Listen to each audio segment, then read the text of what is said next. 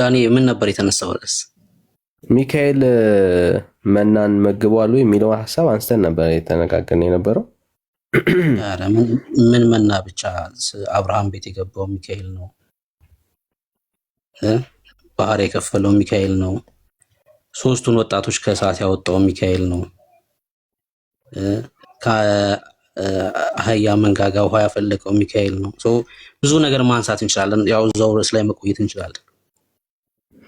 ስለዚህ ሚካኤልን እናንሳው። በሚካኤል ላይ የተዋሹ ውሸቶችን እናያቸው። በደንብ እንችላለን።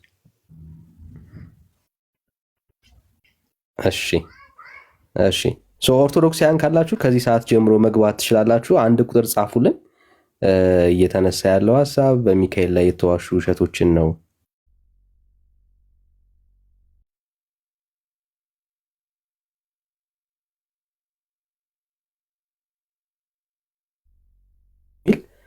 ኦርቶዶክሳዊ ካለ አንድ ቁጥር ይጻፍልን ወይ ደግሞ ሪኩዌስት ይላክልን፣ እንቀበላለን። እንደ እግዚአብሔር ቃል መሞገት የሚችል ሰው ካለ ቤተክርስቲያን በዚህ ነገር ላይ አልሳተችም ብሎ የሚያምን ኦርቶዶክሳዊ ካለ አንድ ቁጥር ብቻ ይጻፍልን፣ እንቀበለዋለን ማለት ነው። ጸጋ ይብዛላችሁ። ካላችሁ አንድ ቁጥር ጻፉልን። ሞዴሬተሮች ደግሞ ገስት ላይ የላኩት ኦርቶዶክሳውያን ካሉ አስገቧቸው፣ ሪኩዌስት እያያችሁ ማለት ነውና እሺ ኦርቶዶክስ እሺ ሰለሞን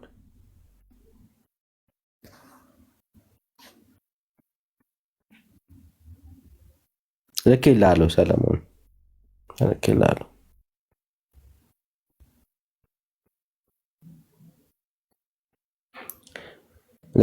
ብራዘር።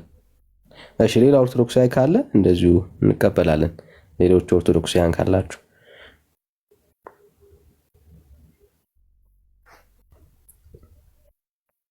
እሺ። ኔትወርክህ ይመስለኛል ገብተህ ተመልሰህ ወጣ። ሌላ ኦርቶዶክሳዊ ያለ ሚካኤል በትክክል ቤተክርስቲያናችሁ ውስጥ ያለው የሚካኤል መልአኩ ሚካኤል እንደ እግዚአብሔር ቃል የሆነ ሚካኤል ነው ወይ? የእግዚአብሔር ቃል ውስጥ ያለው ሚካኤል ነው ወይ? ያለውን ሀሳብ አንስተን እየተነጋገርን ነው። በዚህ ጉዳይ ላይ ሀሳብ አለኝ የሚል ኦርቶዶክሳዊ ቤተክርስቲያን ውስጥ የተነገረው የተወራው የሚካኤል ሀሳብ ሁሉ ትክክል ነው፣ መጽሐፍ ቅዱሳዊ ነው የሚል ሰው ካለ ፕሊዝ አንድ ቁጥር ጻፉልን፣ እንቀበላችኋለን። ወይ ሪኩዌስት ላኩልን ወዳጆች።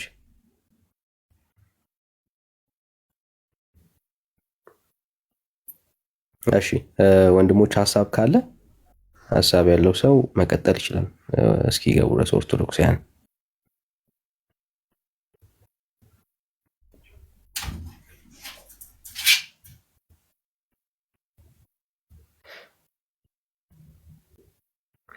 ማለት በጣም የውሸቱ ብዛት እሺ ምናልባት ሀሳብ ብትሰጡበት ቤተክርስቲያኒቷ በጣም እኔ ድፍረት የተሞላበት በእግዚአብሔር ሀሳብ ላይ የራሷን ሀሳብ ስትጨምር በዚህ ያክል ድፍረት ያደረገቻቸው ነገሮች በጣም ነው የሚሰቀጥጡት። እና ትንሽ እዚህ ጉዳይ ላይ ብናወራበት ከዛ ድረስ ማለት በቃ ድፍረቷ ማለት በጣም እንትን ነው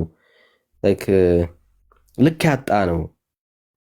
እንደዋል አይደለ እንደው የሚቀራረቡ ነገሮችን ምናምን መሰለኝ እያለክ የምታወራቸው ነገሮች እንደው መስሎት ነው እንላለን። ግን በጣም የተጋነነ ማለት ነው። የእግዚአብሔር የሆነውን ጉዳይ ሁሉ እየወሰደች ለመልአክ ለማርያም ምናምን የሰጠቻቸው ብዙ ሀሳቦች አሉና እነሱ ሀሳቦች ላይ ምናልባት ሀሳብ ካላችሁ እስከዛ ድረስ እስኪገቡ ድረስ ከሚካኤል ጋር ተያይዞ ሀሳብ ብሰጡበት አሪፍ ነው።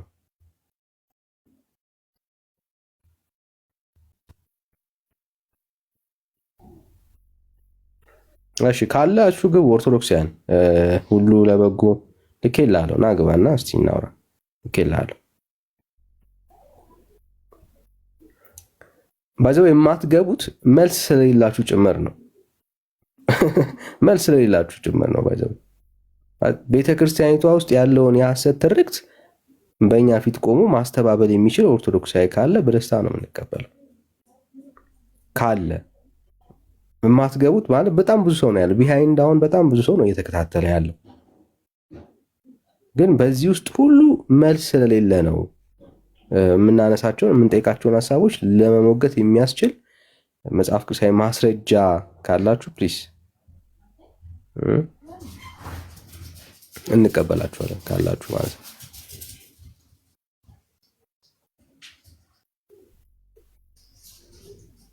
እሺ ወንድሞች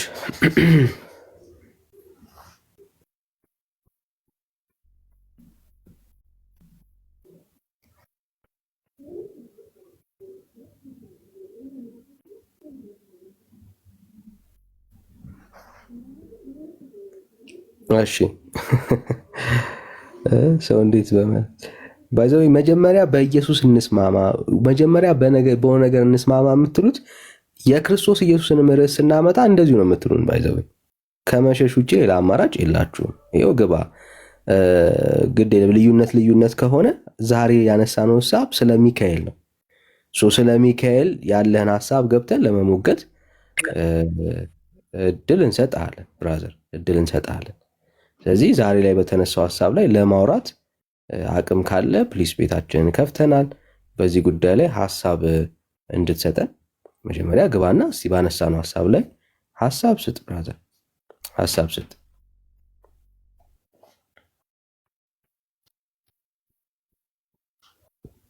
እሺ ብሩኬ የምትሉት ነገር አለ? የምትጨምሩት ሀሳብ?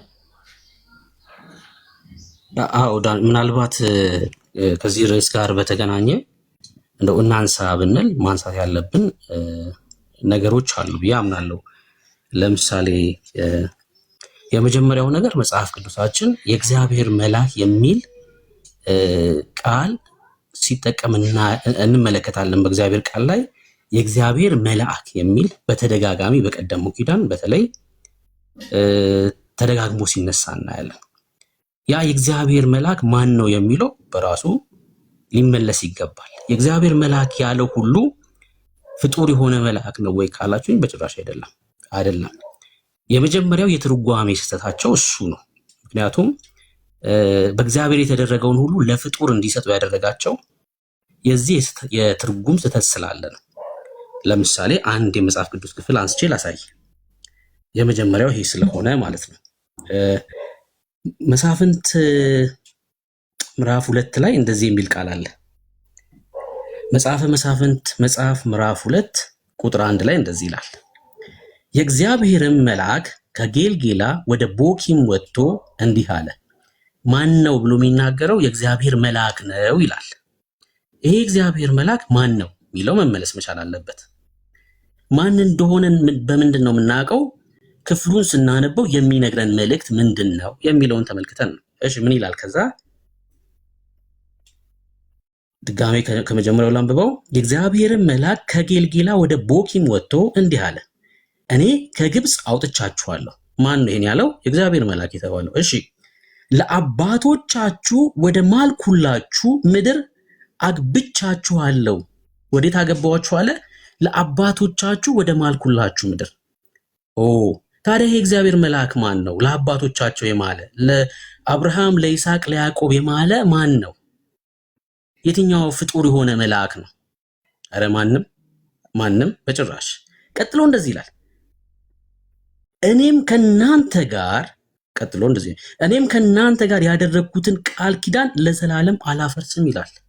ይሄ እግዚአብሔር መልአክ የተባለው ከናንተ ጋር ያደረግኩትን ቃል ኪዳን ለዘላለም አላፈርስም ይላል። ፍጡር የሆነ መልአክ ማን ነው? ከእስራኤል ሕዝብ ጋር ኪዳን ያደረገ? አረ ማንም። ፍጡር የሆነ መልአክ አይደለም ማለት ነው። እዚህ ክፍል ላይ የእግዚአብሔር መልአክ ሲል ስለ ፍጡራን መላእክት እያወራ አይደለም ማለት ነው። እስኪ መሳፍንት 2ን አንብቤ ይህን ክፍል ራሱ ሙሴ እንደዚህ ብሎ ነግሮናል። ለምሳሌ በዘጸአት መጽሐፍ ምዕራፍ 20 ላይ ምን ይላል? እግዚአብሔርም ይህን ቃል ሁሉ እንዲህ ብሎ ተናገር ይላል። ማን ይላል? እዚህ ክፍል ላይ እግዚአብሔር ይላል። ከግብፅ ምድር ከባርነት ቤት ያወጣሁ እግዚአብሔር አምላክ እኔ ነኝ ይላል። ቅድም የእግዚአብሔር መልአክ እኔ አውጥቻችኋለሁ ይላል። እዚህኛው ላይስ እኔ እግዚአብሔር አውጥቻችኋለሁ ይላል። የእግዚአብሔር መልአክ የተባለው ስለ ፍጡር መልአክ እያወራ አይደለም ማለት ነው። የመጀመሪያው ይሄ መለየት ያስፈልጋል። ይሄ ካልተለየ ትርጓሜዎቻችንም ከዛ ደግሞ በኢትዮጵያ ኦርቶዶክስ ያሉት የገላት የድርሳናት መጽሐፍትም ሸውራራ ይሆናሉ ማለት ነው። መገመት ይጀመራል። ቅንድባቸውን ወይም ምራቅ መዳፋቸው ላይ ምራቅ ያደርጉና እንደዚህ ይመታሉ። ወደ ሚካኤል ፎቶ ከሄደ ሚካኤል ነው ብለው ይዘዋሉ። ይደግሙና ድጋሜ ይመታሉ። ወደ ገብርኤል ከሄደ ገብርኤል ነው ይላሉ። አይልማ ቃሉ የእግዚአብሔር መልአክ የሚለውን ፍጡር አድርገህ ከተረጎምከው ከዛ ምራቅ ክረክ መምታት ነው የሚጠበቅብህ። አቅጣጫው ወደ ሚካኤል ከሄደ ሚካኤል ትላለህ። አሁን ይህ ትልቁ ችግር ምንድነው? ክፍሉን የመረዳት ሚካኤል ኢየሱስ ነው አልክ፣ ና ተካ ግባ፣ ና ግባ እስኪ እና ከመጽሐፍ ቅዱስ ላይ እንደዛ ሚል ታሳየናለህ። እና ምን አልኳችሁ? እግዚአብሔር መልአክ የሚለው በራሱ ትርጓሜው መስተካከል አለበት ማለት ነው። ሁለተኛ የመጀመሪያው ሐሳብ የእግዚአብሔር መልአክ ማን ነው የሚለውን መለየት ነው። ሁለተኛው ሐሳብ እስኪ ዝም ብላችሁ አስተውሉ። ከግብጽ ከባርነት የወጣው የእስራኤል ሕዝብ ነው። በዛ በሲና በረሃ መናን የተመገበው የእስራኤል ሕዝብ ነው። እንደው ፍጡራን መላእክት እንኳን ይሄን አድርገው ቢሆን ኑሮ ከኢትዮጵያዊ ይልቅ እስራኤላዊ ነበር ዛሬ ቀን ስይሞ ሲያከብር መገኘት የነበረበት። እስራኤላውያንን አውጥቷል ብለክ ነው አንተ እያከበርክ ያለው። እነሱስ አረ የሉበትም። ዘጸአት መጽሐፍ ምዕራፍ 15ን ስታነብ እንደዚህ ነው የሚለው። እነሱ የእግዚአብሔርን ቃል ጠንቅቀው ስለሚያውቁ እንደዚህ ይላሉ። በዚያ ጊዜ ሙሴና የእስራኤል ልጆች ይህን መዝሙር ለእግዚአብሔር ዘመሩ ይላል። ለማን እንደሚዘምሩ ያውቃሉ። እነሱ ማን እንዳሻገራቸው ማን እንደመገባቸው ያውቃሉ። እንዲህም ብለው ተናገሩ። እሺ በክብር ከፍ ከፍ ብሏልና ለእግዚአብሔር ዘምራለሁ። ፈረሱንና ፈረሰኛውን በባህር ጣለ። ፈረሱንና ፈረሰኛውን ሚካኤል ጣለልን አላሉም። እነሱ እግዚአብሔር እያሉ ይናገራሉ። ያ የተሻገረው ሕዝብ እግዚአብሔርን እያመሰገነ፣ አንተ ደግሞ ሚካኤል ገብርኤል እያልክ የእግዚአብሔር ቃል ላይ የሌለ ሐሳብ ትደረድራለህ። ጉልበቴ ዝማሬም ለእግዚአብሔር ነው፣ መድኃኒቴም ሆነልኝ። ይህ አምላኬ ነው፣ አመሰግነውም አለሁ። የአባቴ አምላክ ከፍ ከፍም አደርገዋለሁ። እግዚአብሔር ተዋጊ ነው፣ ስሙም እግዚአብሔር ነው። ይሄ ነው ዝማሬያቸው። አያችሁ፣ ነብይት ማርያም እነ ሙሴ ተሰብስበው ይሄን ዝማሬን የዘመሩት። ይሄን ዝማሬን የዘመሩት ያሻገረ ማን ነው አሉ። ፈረስና ፈረሰኛውን በባህር የጣለ ማን ነው አሉ። እግዚአብሔር አሉ። እነሱ እግዚአብሔር እያሉ ለእግዚአብሔር ምስጋና እየሰጡ፣ አንተ ግን በስፍራው ያልነበርክ በዛ ኪዳን ያልነበርክ ዛሬ ገምተ በእግዚአብሔር ቃል ላይ ገምተ አይደለም አምፀ ማለት ነው። በእግዚአብሔር ቃል ላይ አምፀ የራስን ትምህርት አቆምክ። የታሪኩ ባለቤቶች ግን እዚህ ነገር ላይ ወድቆ አልተገኙም። ምክንያቱም አምላካቸውን በሚገባ ስለሚያውቁ ማለት ነው። ሶስተኛ ሐሳብ ከይሁዲ እምነት ወደ ክርስትና የመጡ እና ከአሕዛብ ወደ ክርስትና የመጡ ሰዎች ይሄን ልምምድ ሲያደርጉ አልተመለከትንም። መጽሐፍ ቅዱሳችን እንደው እሺ እነዛ ባለመረዳት ሳያደርጉ ቀሩ የኪዳኑ ሕዝቦች። እነዚህ ክርስቲያኖችስ እሺ ሐዋርያቶቹ ወደ ክርስትና የመጡት ከአሕዛብ ደግሞ ወደ ክርስትና የመጡት የሮሜ ክርስቲያን፣ የቆሮንቶስ ክርስቲያን፣ የኤፌሶን ክርስቲያን፣ የገላትያ ክርስቲያን ለምን እናንተ ያደረጋችሁትን አላደረጉም? አያደርጉም። በሶስቱ መመዘኛ ስንመዝናቸው ሀገር በቀል ናተካ ተመለስ ሀገር በቀል ትምህርት ነው ያላችሁ ማለት ነው። እና አመጽም ጭምር ነው። እግዚአብሔር ያደረገውን ለፍጡር ስሰጥ አመጽ ነው። እግዚአብሔር ላይ ያመጽክ የሚገባውን ከእግዚአብሔር ነጥቀ ለማይገባው ይሰጣ እና ያ አመጽ ነው። በጣም አደገኛ አመጽ ማለት ነው። ሶስቱን ሐሳቦች ላይ እንቆያለን። በደንብ ሲገቡ እነዚህ ሶስቱን ሐሳቦች እያነሳን እንሞግታለን ማለት ነው። ተካ እንኳን ደህና መጣክ። ሚካኤል ኢየሱስ ነው ብሎ ስለጻፈ እንቀበለውና ከአድቬንቲስት ነህ ተካ? ሰላም ብያቸዋለሁ። እንኳን ደህና። አዎ ከአድቬንቲስት ነኝ። እንኳን ደህና ቆያችሁ። አሜን። ይሰማል? ሚካኤል ኢየሱስ ትሰማለህ በደንብ። ሚካኤል ኢየሱስ ነው የሚል ኮሜንት ጽፈ አየሁኝ። እንደዛ ብላችሁ እንደምታምኑ በደንብ አውቃለሁኝ። አዎ ልክ ነኝ? እሺ። ትክክል። የትኛው የእግዚአብሔር ቃል ነው? የትኛው የእግዚአብሔር ቃል ነው ሚካኤል ኢየሱስ ነው ብሎ ያስተማረ? የትኛው ሐዋርያ ነው ያስተማረ? የትኛው የቀደመው ነብይ ነው እንደዛ ብሎ ያስተማረ? እና ይሄ መጽሐፍ ቅዱስ ላይ ያለ ነገር ነው። አሁን አንተ መጽሐፍንት ላይ ያለውንም ስታስረዳ የእግዚአብሔር መልአክ የሚለው ያው እዛ ጋ ክርስቶስ መሆኑን በባህሪው እዛ ጋ አንብበው ተረድተዋል። የእግዚአብሔር መልአክ ይላል፣ ግን እግዚአብሔር ራሱ እንደሆነ ከባህሪው ተረድተዋል። ልክ እንደዛው ደግሞ ዳንኤል 12 ላይ ያለውን ሚካኤል የሚለው አምላካዊ ባህሪ ነው ወይስ እዛ ጋ የመልአክ ባህሪ ነው እያሳየ ያለ የሚለውን ዳንኤል 13 ላይ ያለው 10 ላይ ያለው ያንን በማንበብ መረዳት እንችላለን። እሺ አሁን መጽሐፍ እና ይሁዳ ላይ ያለውን በማንበብ ያ እሺ ሰምቻለሁ። አሁን አንድ ጥቅስ ላይ ቆመን እንድናወራ ስለፈለኩ ነው። መጽሐፍንት ላይ የእግዚአብሔር መልአክ የተባለው ሚካኤል ነው እያልከኝ ከሆነ ከዛ ክፍል ላይ ሚካኤል ስለመሆኑ አሳየኝ። እግዚአብሔር መልአክ የተባለው ሚካኤል ነው ብለህ በድፍረት ስለተናገርክ ማለትም ኢየሱስ ነው እያልከኝ ያለው፣ ግን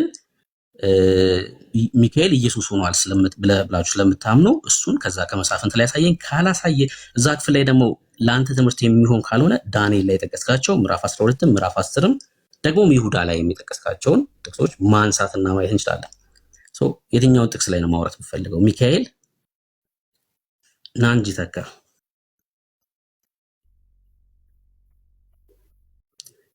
አደገኛ ትምህርት ነው ያላቸው እነዚህ ሰዎች። እሺ ተጠንቀቋቸው። በጣም አደገኛ ትምህርት ማለት ነው። አደገኛ ትምህርት ደግሞ ቲክቶክ ላይ እየበዙ መጥተዋል። አላቅም ከየት እንደመጡ እና ስሁት የሆነ በጣም አደገኛ ትምህርት ማለት ነው። እና ተመልሰ ግባ ተካ።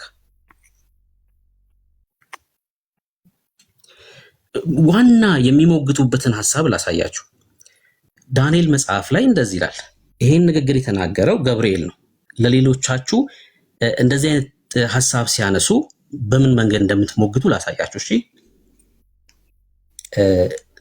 ትንቢተ ዳንኤል መጽሐፍ ምዕራፍ 10 ላይ እንደዚህ የሚል ቃል አለ። ገብርኤል ወደ ዳንኤል መጣና የፋርስ መንግስት አለቃ 21 ቀን እንደተቋቋመው ይናገራል። ከዛ በጦርነቱ ስፍራ ላይ ሚካኤል መጥቶ እንዳገዘው ይናገራል። ለዳንኤል ነው የሚነግረው ይህን ታሪክና እንደዚህ የሚል ቃል ይላል። እንደዚህ የሚል ቃል ይናገራል። እርሱም እንዲህ አለኝ፣ ዳንኤል ሆይ አትፍራ፣ ልብ ያስተውል ዘንድ ሰውነትህን በአምላክ ፊት ይዋረድ ዘንድ ካደረክበት ከመጀመሪያው ቀን ጀምሮ ቃል ተሰምቷል። እኔም ስለ ቃል መጥቻለሁ። የፋርስ መንግስት አለቃ ግን 21 ቀን ተቋቋመኝ። እሺ እነሆም ከዋነኞቹ አለቆች አንዱ ሚካኤል ይረዳ ይመጣ ይላል። ከዋነኞች አለቆች ነው የሚለው። ዋነኛ አለቃ ስለሆነ ኢየሱስ ነው ይላሉ። የመጀመሪያው ዋነኛ አለቃ ሳይሆን አለቆች ነው የሚለው፣ በብዙ ቁጥር ነው። ከሚካኤል ውጪ ሌሎች አለቆች እንዳለ ክፍሉ ይናገራል። አያችሁ፣ አለቃ ስለሚል ያው አለቃ ከሆነ አለቃ ደግሞ ኢየሱስ ነው ብለው ነው የሚሞግቱት። ውሃ የማያነሳ ማለት ነው። እኔ ችግር የለውም አለቃ ቢል እንኳን እዚህ ክፍል ላይ የነሱ ትምህርት ገለባ የሚያደርጉባቸው የይሁዳ መልእክትና የጴጥሮስ መልእክት ነው። ላሳያችሁ። አለቃ ስለተባለ ሚካኤል ነው ብሎ ከሞገታቸው አንድ ሰው የይሁዳ መልእክት ጋር እንሂድ። ምዕራፍ 1 እንደዚህ ይላል።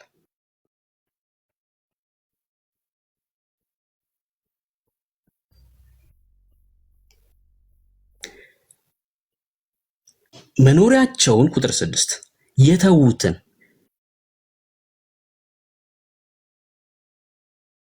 እንጂ የራሳቸውን አለቅነት ያልጠበቁትን መላእክት ይላል።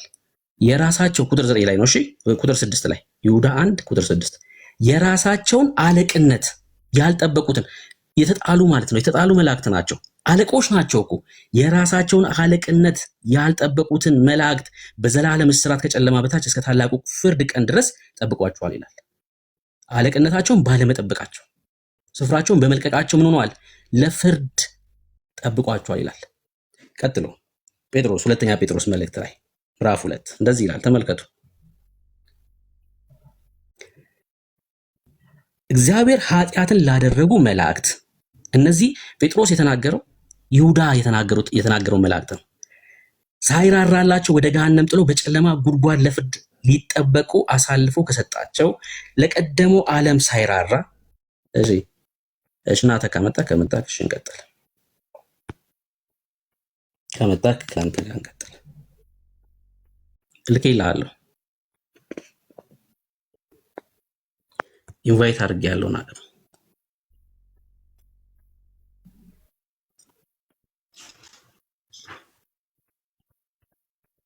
ኔትወርኩ ነው እኮ ኔትወርኩ ነው እንትን እያለኝ ያለው። እሺ ሚካኤል ኢየሱስ ስለመሆኑ የሚያሳይልን ጥቅስ ንገረኝና እዛ ክፍል ላይ እናውራ።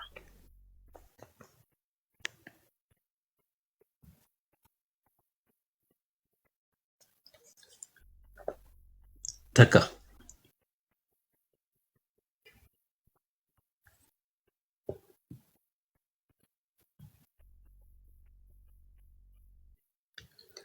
ተካ ይሰማሃል?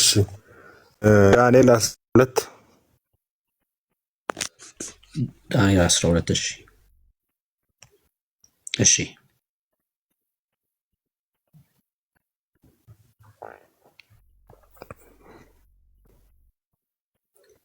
ዳንኤል 12 እሺ ከከፈትከው ብታነብልኝ ደስ እኮ ቁጥር ስንት ላንብብል? ከአንድ ጀምሮ እዛች ጋር ያለችው።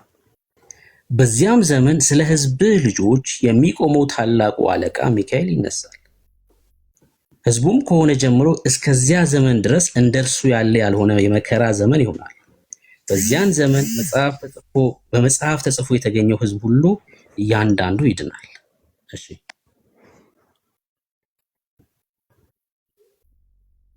ልቀጥል ወይስ? አሁን እዛ ጋር በመጽሐፉ እያለ ያለው የማን መጽሐፍ ነው? ምን ማለት ነው? የማን መጽሐፍ ነው ማለት? በመጽሐፉ በህይወት መጽሐፍ ነው። የማን መጽሐፍ ነው ማለት ምን ማለት ነው?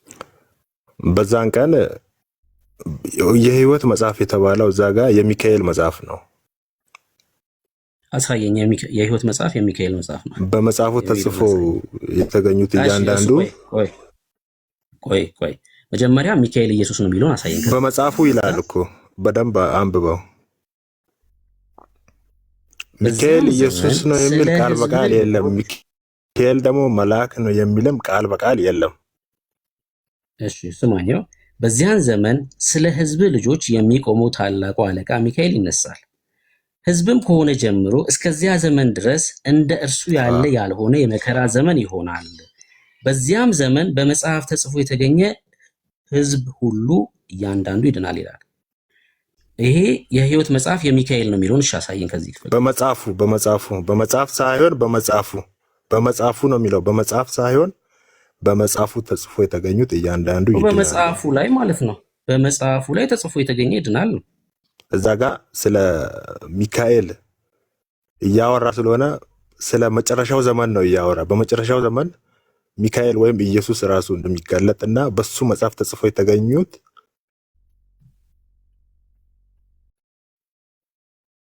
ጎበዜ። የኔ ጥያቄ ምንድነው? ይሄ የህይወት መጽሐፍ የሚካኤል ነው የሚለውን ከዚህ ክፍል ላይ አሳየኝ። አለክ ስለ ሚካኤል ነው የሚያወራው። በዛን ዘመን በመጨረሻው ዘመን ሚካኤል እንደሚነሳና በመጽሐፉ ተጽፎ የተገኙት እያንዳንዱ ይድናል። እሺ እንደዚህ ላርገሽ። ከመጀመሪያው ልጠይቅ፣ ስለማን ነው የሚቆመው ሚካኤል? ስለ ህዝብ። ስለ የትኛው ህዝብ?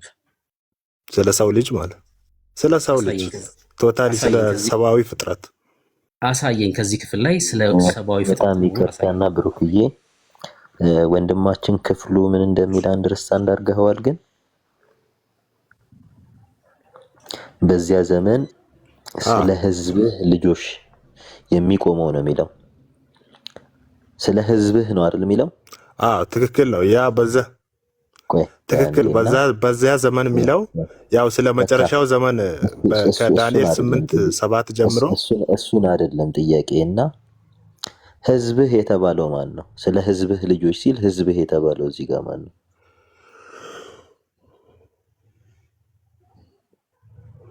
ፖይንቱ እሱ ነው። በቃ ይሄ ለዳንኤል ነው መልአኩ ገብርኤል እያወራ ያለው ለዳንኤል ሳይሆን በጣም ክሊር እግረ መንገድ ድምፅ ላሰማ ብዬ ነው።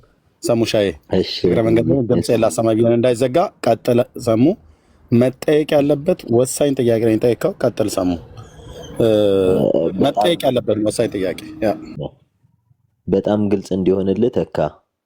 በዚያ ዘመን ስለ ህዝብህ ልጆች የሚቆመው ታላቁ አለቃ ሚካኤል ይነሳል የሚለውና ህዝብህ የተባለው ማን ነው?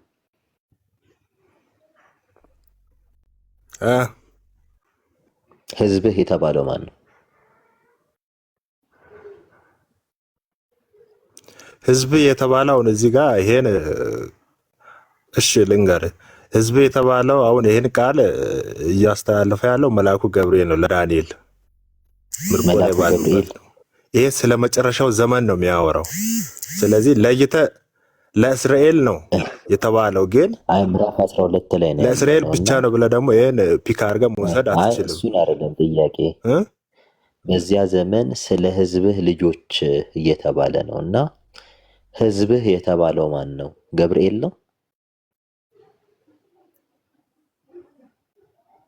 ገብርኤል ነው ለዳንኤል እየነገረ ያለው። ለእስራኤላውያን ነው እኮ ህዝብ፣ የዳንኤል ህዝብ ነው። ገብርኤል ተናገረ እያልኩ አይደለም። በዚያን ዘመን ስለ ህዝብህ ልጆች እሱ ነው እኮ እየተናገረ ያለው። ይሰማል። በዚያን ዘመን ስለ ህዝብህ ልጆች የሚቆመው ታላቁ አለቃ፣ ስለ ህዝብህ ልጆች የሚቆመው ታላቁ አለቃ ነው የሚለው እና ህዝብህ የተባለው ማን ነው? እስራኤላውያን ናቸው። ህዝብ እስራኤልማ ህዝብ እኮ ነው። ህዝብህ የተባለለት ማን ነው? ያ ዳንኤል። ህዝብ የተባለው እስራኤል ነው። ህዝብህ የተባለው ማን ነው? ዳንኤል ነው እኮ ህዝብ እያለ ያለው የዳንኤልን ህዝብ እያለ ያለው ሳይሆን ህዝብህ የተባለው ማን ነው? ህዝብህ የተባለው አሁን ለምሳሌ ቤተሰብህ ብል ቤተሰብህ እያሉ ቤተሰብህ ተብሎ የተጠቀሰው ማን ነው ቢባል ተካ ትለኛለህ። አሁን እየጠየቅኩ ያለሁት ህዝብህ የተባለው ማን ነው? ዳንኤል ነው። ለዳንኤል ነው እኮ የተነገረው። ኦኬ ለዳንኤል ነው። እሺ ህዝብህ የተባለው ዳንኤል ነው። በደንብ ጥሩ፣ በጣም ጥሩ። አሁን እናነበዋለን። በዚያን ዘመን ስለ ህዝብህ ልጆች የሚቆመው ታላቁ አለቃ ሚካኤል ይነሳል። ህዝብም ይላል ከሆነ ጀምሮ እስከዚያ ዘመን ድረስ እንደ እርሱ ያለ ያልሆነ የመከራ ዘመን ይሆናልና። በደንብ የመከራ ዘመን ይሆናል። በዚያም ዘመን በመጽሐፉ ተጽፎ የተገኘው ህዝብህ ሁሉ እያንዳንዱ ይድናል ይላል። ቤቱ ዘመን ነው ህዝብህ የተባለው ዳንኤል። በዚያን ዘመን እያለ ስለ ትንቢት እያወራ ነው። በመጨረሻው ዘመን ዳንኤል አለ እንዴ? በመጨረሻው ዘመን ህዝብህ እኮ እያለው ሜንሽን እያደረገለት ነው። በባቢሎን ምርኮ ላይ ባሉበት ነው እኮ ይሄንን መልአኩ ገብርኤል እያስተላለፈለት ያለው። የመጨረሻ ዘመን ላይ የሚሆነውን ዳንኤል በምርኮ ሳለ ነው ሲጀመር። ትንቢተ ዳንኤል በምርኮ ሳለ የተጻፈ መጽሐፍ ነው። አሁን እየጠየቅኩ ያለሁት እኮ እዛ ላይ ያለ ነው እኮ ስለ መጨረሻው ዘመን ነው። በዚያ ዘመን ማለት እኮ ስለ መጨረሻው ዘመን ነው። ኦኬ በመጨረሻው ዘመን የዳንኤል ህዝብ ነው እያልከኝ ነው?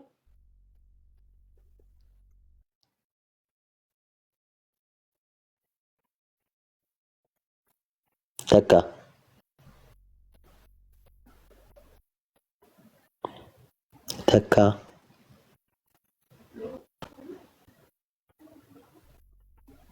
ኖ ሰብአዊ ፍጥረት ነው። ለዳንኤል ብቻ ያለም ይህ ትንቢት የተገለጠው።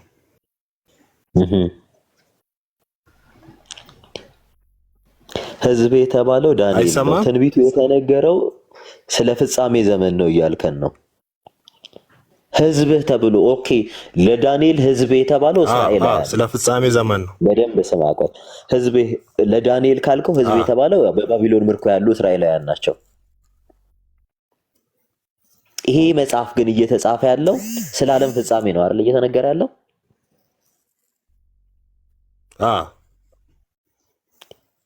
የዓለም ፍጻሜ ላይ የዳንኤል ህዝብ ነው እያልከን ነው። ዓለም ፍጻሜ ላይ የሚገለጠው ኖ አይደለም። አሁን ይኸውልህ ኢየሱስ ክርስቶስ ለእስራኤላውያን ብቻ አይደለም የመጣው። አሁን በእስራኤላውያን በኩል መጣ እንጂ ለእስራኤላውያን ብቻ አይደለም የመጣው። ይሄም የመጨረሻው ዘመን ለእስራኤላውያን ብቻ አይደለም። እኔ ስለ ኢየሱስ እኮ አይደለም የጠየቁ። መጀመሪያ ላይ ህዝብህ የተባለው ማን ነው? አሁን ስለ እስራኤል ብቻ ነው ስላልክ ነው። ስለ እስራኤል ብቻ አይደለም። ቆይ እስኪ እሺ ወርደን እናነባዋለን። ህዝብህ የተባለው ዳንኤል ነው አልከኝ። መጀመሪያ ገብርኤል ነው አልከኝ። ከዚያም በኋላ ዳንኤል ነው አልከኝ። እሺ ወርደን እንጠይቅ። እሺ ወርደን እናንብበው። በደንብ ስማ። በዚያን ዘመን በመጽሐፉ ተጽፎ የተገኘው እስራኤላውያን ናቸው። ለዳንኤል ማለት ነው።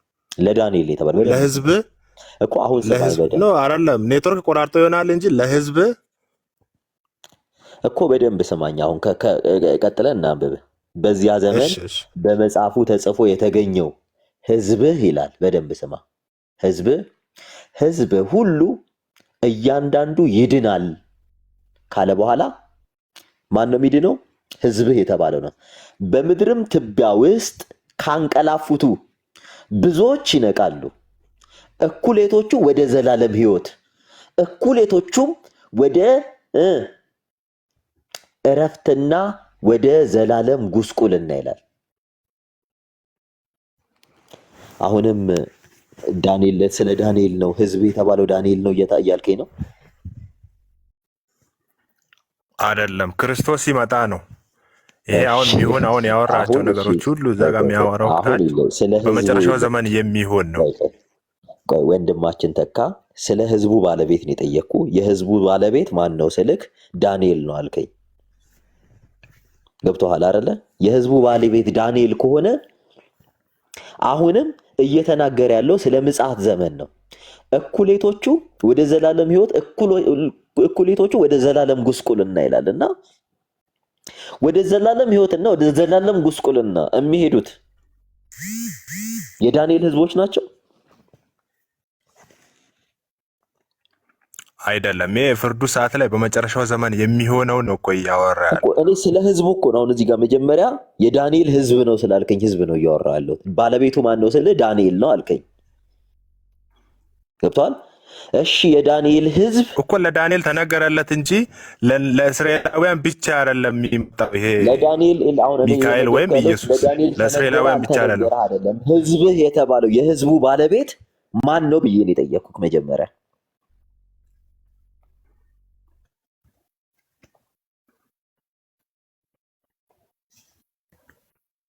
ተካ አቤት፣ ምን አልከኝ? ኔትወርክ የህዝቡ ባለቤት ማን ነው? ህዝብ የተባለው አሁን እዚህ ጋር ለዳንኤል ነው እየተነገረ ያለው። ለህዝብ የሚቆም እሺ፣ ለማንኛውም ህዝብ ሚካኤል ይነሳል። ለማንኛውም ህዝብህ የተባለው ህዝብ እግዚአብሔር ነው። እሺ፣ እኩሌቶቹ ወደ ዘላለም ቅጣት፣ እኩሌቶቹ ወደ ዘላለም ህይወት የሚመጡት ገብተዋል። እግዚአብሔር ህዝቤ ብሎ የጠራቸው ናቸው።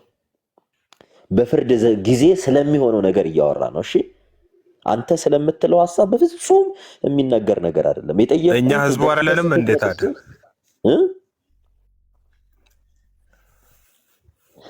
እኮ እኛ ህዝቡ አይደለንም እኮ የእግዚአብሔር ህዝብ ነን አይደል?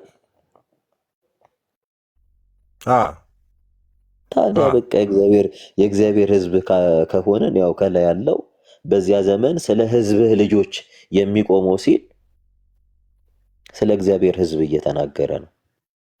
ታላቁ አለቃ ሚካኤል ይነሳል ያለውም ያ። ስለዚህ ክርስቶስ ነው በዛ ዘመን የሚቆመው፣ ስለ ህዝብ የሚቆመው በመጨረሻው ዘመን ክርስቶስ ራሱ ነው እንጂ የሚቆመው መልአክ አይደለም። ክርስቶስ ለፍርድ ነው የሚመጣው ወይንስ ሊሞግት ነው የሚመጣው? ለፍርድ። ታዲያ መቆም ለምን አስፈለገ? በህይወት መጽሐፉ ተጽፎ የተገኙት እያንዳንዱ ይድናሉ ተባለ እኮ። የህይወት መጽሐፍ ደግሞ የክርስቶስ መጽሐፍ እንጂ የመልአክ መጽሐፍ አይደለም። ተካ ክርስቶስ መቆም አያስፈልገውም። በፍርድ ወንበር ተቀምጦ ስለ ለምን የህይወት መጽሐፍ እያለ እኮ ነው። የህይወት መጽሐፍ የመልአክ ሳይሆን የክርስቶስ ነው የህይወት መጽሐፍ። ተካ ሚካኤል ማለት እኮ ምንም ማለት እኮ አይደለም ወይ እግዚአብሔር ክርስቶስ የሚልከው መልአክ ማለት እኮ ነው። ሌላ ነገር አለ አይልም መጽሐፍ ቅዱስ አይልም። አይልማ መጽሐፍ ቅዱስ እኮ የእግዚአብሔር መልአክ አይደለም አይደለም ክርስቶስ ራሱ ነው። ክርስቶስ ራሱ ነው። ከመቼ ጀምሮ ሚካኤል ክርስቶስ ይሆናል? ክርስቶስ ራሱ ነው ሚካኤል። ከመቼ ጀምሮ ነው? መጽሐፍ ቅዱስ ላይ ነው።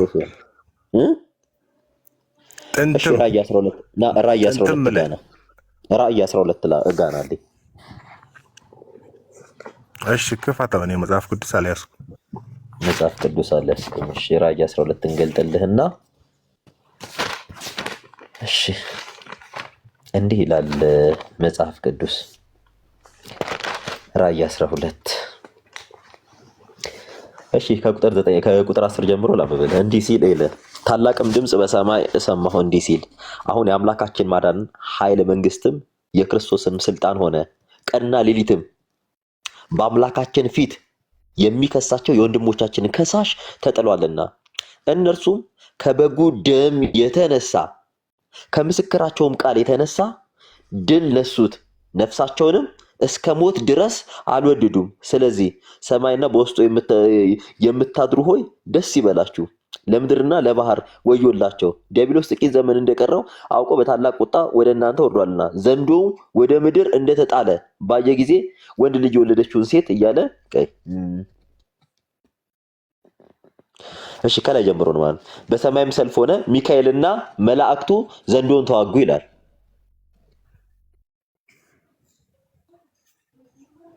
እዚህ ጋር ዘንዶውን የተዋጉት ሚካኤል የተባለው ኢየሱስ ነው። ሚካኤልን እየተባለው ኢየሱስ ነው። ኢየሱስና መልአኩ ዘንዶውን ተዋጉት። እንደዛ ነው ብለህ የምትተረጉመው? ሚካኤል እና ይላል። ሚካኤል እና መላእክቱ የሚለው ክፍሉ ሚካኤልና መላእክቱ ሲል ሚካኤል የሚመራቸው መላእክት ናቸው። በደንብ ስማ፣ ክፍሉ ይቀጥላል። እንደዛ ብለው አይደለም። ዘንዶውም ከመላእክቱ ጋር በየትኛው ሂሳብ ነው ሚካኤል መልአክ ሆኖ ይመራል የሚለው? ወንድማችን አሁን እኮ ቅድም አሳየን እኮ። አሁን በደንብ ስማ። በሰማይ ሰልፍ ሆነ፣ ሚካኤልና መላእክቱ ዘንዶውን ተዋጉ ካለ በኋላ ዘንዶውም ይላል ከመላእክቱ ጋር ተዋጋ። ከኢየሱስ ጋር ተዋጋ አይደለም ይላል፣ ከመላእክቱ ጋር ተዋጋ አልቻላቸውምም ይላል። ከዚያም ወዲያ በሰማይ ስፍራ አልተገኘላቸውም ይላል። ዘንዶ የተዋጋው ሚካኤል ከተባለው ኢየሱስና ከመላእክቱ ጋር አይደለም። ዘንዶም ከመላእክቱ ጋር ተዋጋ ነው የሚለው። ሚካኤል እዚህ ጋር መልአክ መሆኑን ይናገራል።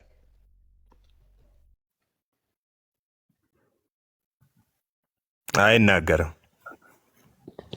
ይሄው ዘንዶም ከመላእክቱ ጋር ተዋጋ እኮ ነው ቀጥሎ የሚለው። ይሄው 4 ነጥብ ያደርግና ዘንዶም ይላል ከመላእክቱ ጋር አይናገርም። እሱ ጋር አይናገርም። ይኸውልህ እኮ ቆይ መጽሐፍ ቅዱስ ይዛል ሚካኤል እና መላእክቱ ከዛ ዘንዶውና መላእክቱ።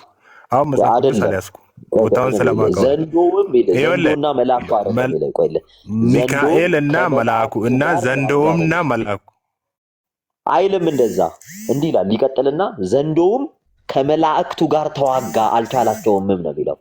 ከዚያም ወዲያ በሰማይ ስፍራ አልተገኘም። ተዋጋ አልተቻላቸውም እና ሚካኤልና መላእኩ ነው የሚለው። እሱ እኮ ከላይ ጨረስ ነው። ስለዚህ አሁን እዚህ ጋር ሚካኤል መልአክ ስለመሆኑ የሚያሳይ ነገር የለውም። እዚህ ጋር እሺ፣ አንተ አሁን አልገባም። እሺ ሚካኤልና መላእኩ ይላል እንጂ መላእኩን ለይቶታል። አይ እንትን አላለም። ቆይ ይሁዳ መልእክት ጋር እንምጣ። እሺ የይሁዳ መልእክት ጋር እንግዲህ እዚህ እኔ ያላብራርተንልህ ካልገባ የይሁዳ እሺ ያዕቆብ ወንድም የይሁዳ መልእክት ግልጽ እንዲሆንልህ ነው። እንዲህ ይላል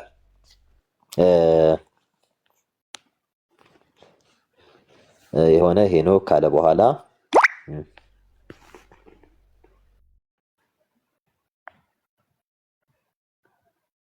በደንብ ስማ። ከቁጥር 8 ጀምሮ ላንብብልህ። የይሁዳ መልእክት አንድ ምዕራፍ ነው ያለው። ከቁጥር 8 ጀምሮ እንዲሁም ይላል፣ እነዚህ ሰዎች ደግሞ እያለሙ ስጋቸውን ያረክሳሉ፣ ጌትነትንም ይጥላሉ፣ ስልጣን ያላቸውንም ይሳደባሉ ካለ በኋላ የመላእክት አለቃ ሚካኤል ግን ከዲያብሎስ ጋር በተከራከረ ጊዜ ስለ ሙሴ ስጋ ሲነጋገር ጌታ ይገስጽ አለው እንጂ የስድብን ፍርድ ሊናገረው አልደፈረም ይላል። የመላእክት አለቃ ማለት ምን ማለት ነው? እስኪ አለቃ የሚለውን ፍታልን ተካ።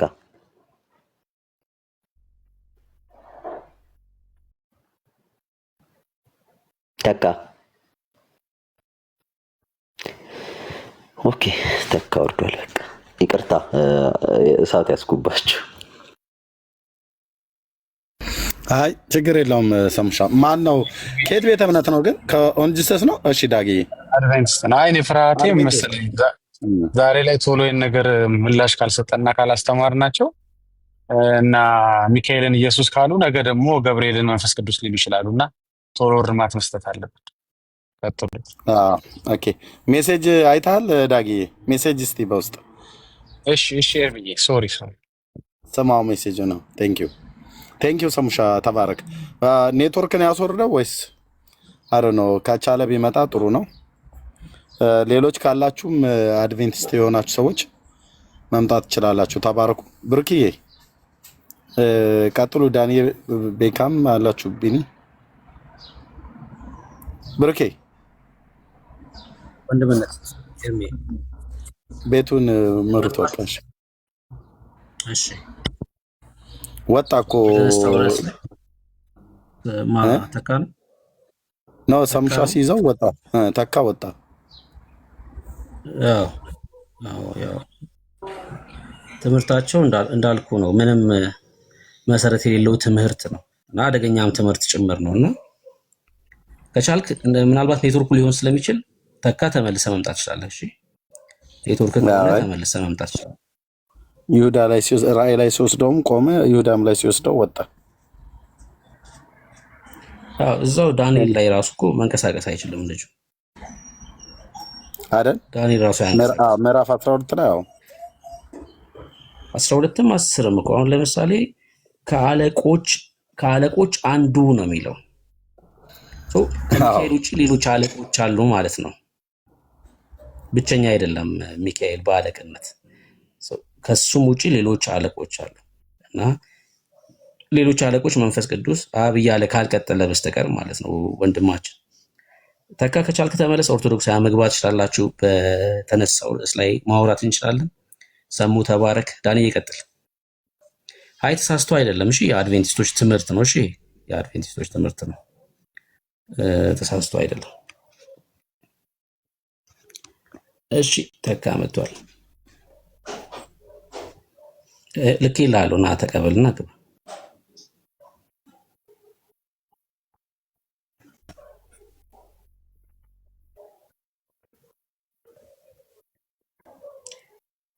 ተካ ተመለስክ። ኔትወርክ ነው እያስወጣኝ ያለው። ኔትወርክ ፒዩ ነው እያስቸግረኝ ያለው። እሺ ሰሙ የጨርሱ ያነሳችሁትን ጥቅስ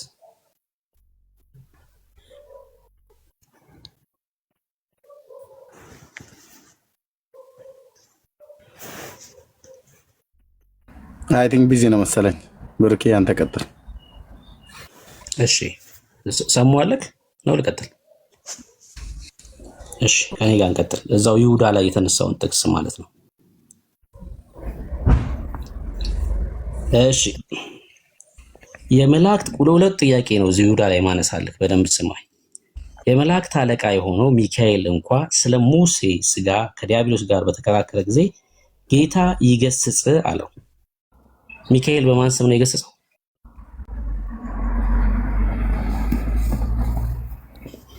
በጌታ ስም።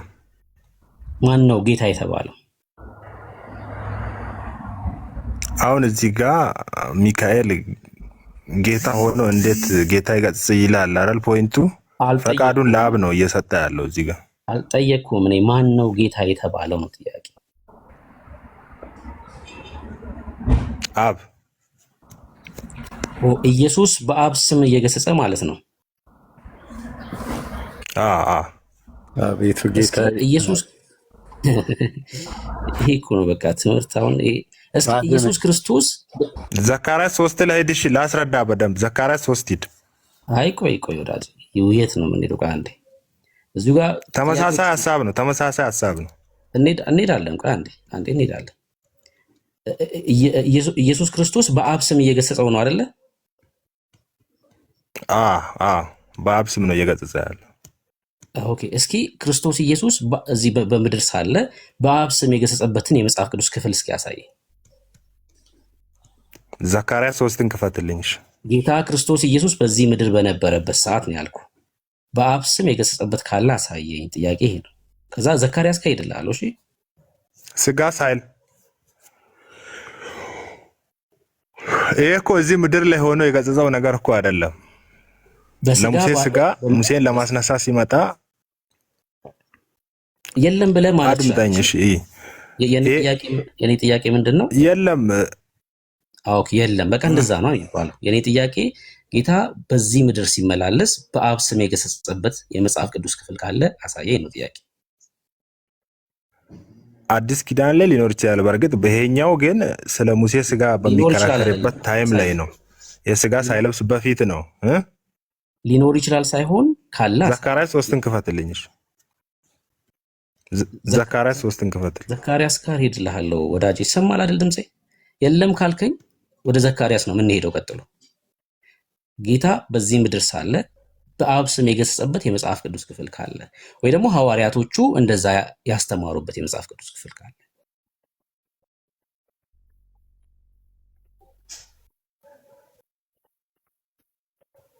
እሱን አዲስ ኪዳን ላይ አሁን እርግጠኛ አይደለሁም። እሺ፣ እርግጠኛ አይደለም።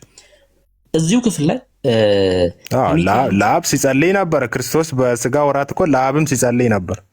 እሱ ጥያቄ አይደለም፣ አልጠየኩም። እሱ ለአብ ጸልዩዋል አልጸለየም አይደለም። በአብ ስም የገሰጸበት ካለ ነው ጥያቄ። ለአብማ ጸልዩዋል፣ ወደ አብ ጸልዩዋል፣ ምንም ጥያቄ የለውም። ሁለተኛ ጥያቄ፣ ከሚካኤል ውጭ ሌላ አለቃ አለ ወይስ የለም? እዚሁ ይሁዳ ላይ ላሳይ ስለፈለግኩ ነው። መልአክ ሌላ አለቃ አለ ወይስ የለም? መልአክ ማለት ነው።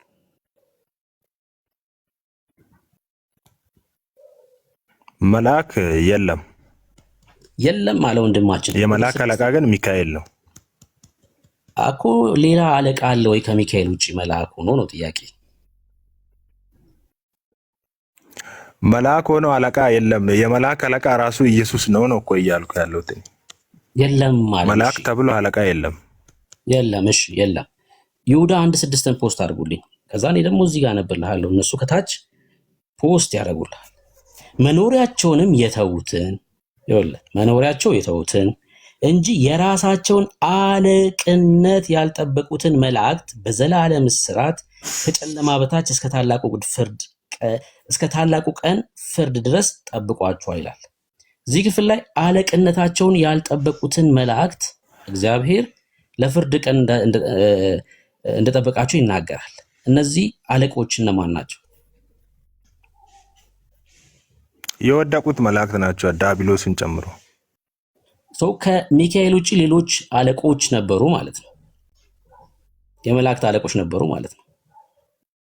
ኖ እንደዛ አይደለም። አንብብላ ኖ ከምትል አለቅነት የራሳቸውን አለቅነት ያልጠበቁትን ይላል። ይኸው አለቆች እንደነበሩ ግን ባለመጠበቃቸው ምክንያት ለፍርድ ቀን እንደጠበቃቸው ይናገራል። እና እነዚህ ለፍርድ ቀን የተጠበቁት አለቅነታቸውን ያልጠበቁት መላእክቶች እነማን ናቸው? ዲያብሎስ አልከኝ። ከሚካኤል ውጭ ሌላ አለቃ አለ ማለት ነው። እሱ ሲፈጠርም ዲያብሎስ ክሩቤል ሆኖ ነው የተፈጠረው። ያው አለቅነቱን ያንን ደግሞ እኔ ያልጠየኩም እንደዛ ጥያቄ። ይሄ እነዚህ አለቆች ጥያቄ ምንድነው? እነዚህ አለቆች ከሚካኤል ውጭ የሆኑ መላእክቶች ናቸው ወይስ አይደለም ነው?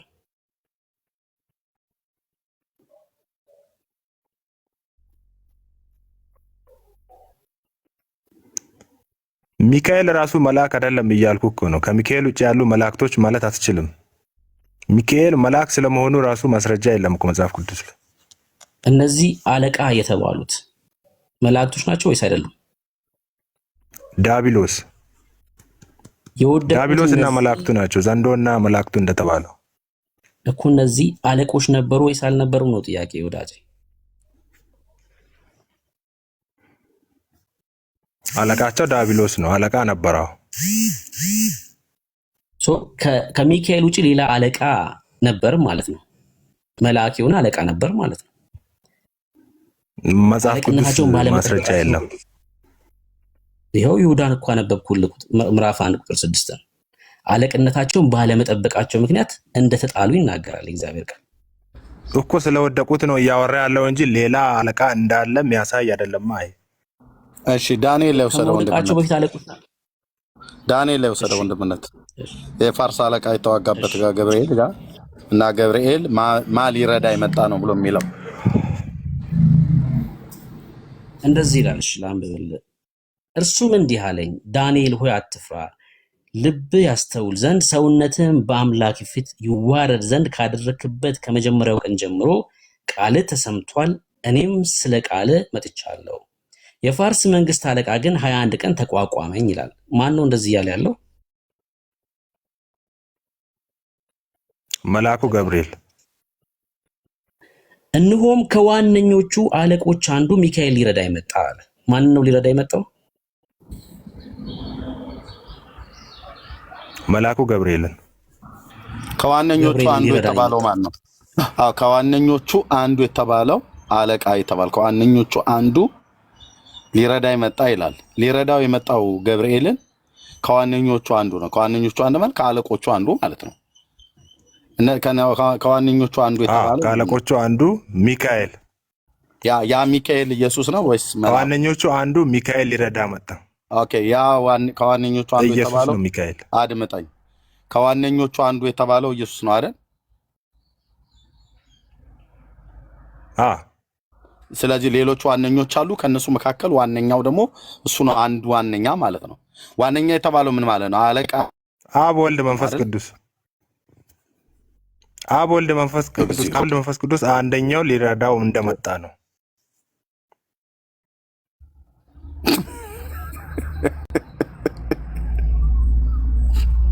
ኖ በሳቅ አይደለም። እሺ ወረድ ብለህ አንብበው ከታች። ሚዩት አድርግ። እሺ ወረድ ብለህ አንብበው። ሚዩት አድርገህ። ኦልሬዲ ወርደሃል አንተ። ምን ነው ወረድ ብዬ ማነበር? ብሩኬ እዚሁ ጋር ቆመህ እንደገና ጥያቄ ጠይቀው እንዲገባው ነው፣ ከእንቅልፉ እንዲነቃ። ልብ በሉ እዚህ ያላችሁ ከዋነኞቹ አንዱ ማለት ቀጥል ብሩኬ። መጽሐፋቸው እንዲህ ነው የሚለው። ኤርሜ ልጁ የመለሰውን ነው መጽሐፋቸው የሚለው። ቅድም ስናገር የነበረው ያው መጽሐፉን ስላነበብኩት ነው። መጽሐፋቸው ራሱ አብ፣ ወልድ፣ መንፈስ ቅዱስ ነው የሚለው ልክ ልጁ እንደመለሰው ማለት ነው። እዚህ ክፍል ላይ ዋነኞቹ የተባሉት አብ፣ ወልድ፣ መንፈስ ቅዱስ ብሎ ነው የሚያስተምሩት ማለት ነው። እና በጣም አደገኛ ትምህርት ማለት ነው። እሺ ከዋነኞቹ አንዱ የተባለው ሚካኤል ነው አይደለ? ሚካኤል ነው ተካ።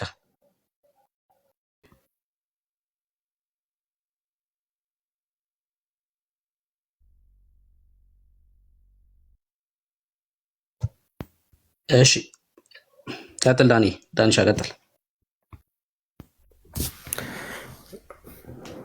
እሺ ሌላ ሰው ካለ መቀበል እንችላለን። ብሩኬ ግን የተነሱት ሀሳቦች ላይ ትንሽ ወይ ሌላ ሰው ከገባ በደንብ ጨምቀ ነው ሀሳቡን ክሊር ብናደርገው ጥሩ ይመስለኛል። ሊረዳው መጣ ዳጊሻ ምን አልክ? አብ ሊረዳው መጣ። እርዱኝ እረዳቸዋለሁ። በዛም ወደዛም አድጓል እንዴ? ወይ ጌታ ኢየሱስ። እሺ ቀጥል። ከዛ እንግዲህ ወልድን ነው ለ20 ስንት ቀን የተቋቋመው? ወልድንም የሚቋቋም አለ ለካ እዛ ቤት ወልድ የሚቋቋመው አለ። ለ20 ምናምን ቀን ለ21 ቀን እዛ ቤት ወልድ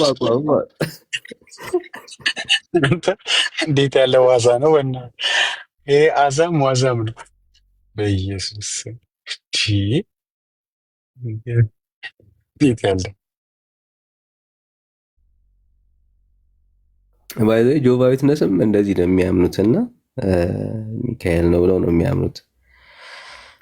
ያው መጨረሻ ላይ ያው ክርስቶስ ኢየሱስን ቅድም እኮ ስለሚክድ ብሩክ ተናግሮታል። ቅድም እኮ ብሩክ ምራቅ እጃችሁ ላይ አድርጋችሁ እዚህ ላይ ድሮ ልጅ ሆነ እንደዛ እናደርግ ነበር እና አቦ ሰጥ ነው የሚባል ነገር አለ። አቦ ሰጥ፣ ተክልዬ ሰጥ፣ ጊዮርጊስ ሰጥ እያሉ ቀጠሉበት እነሱ።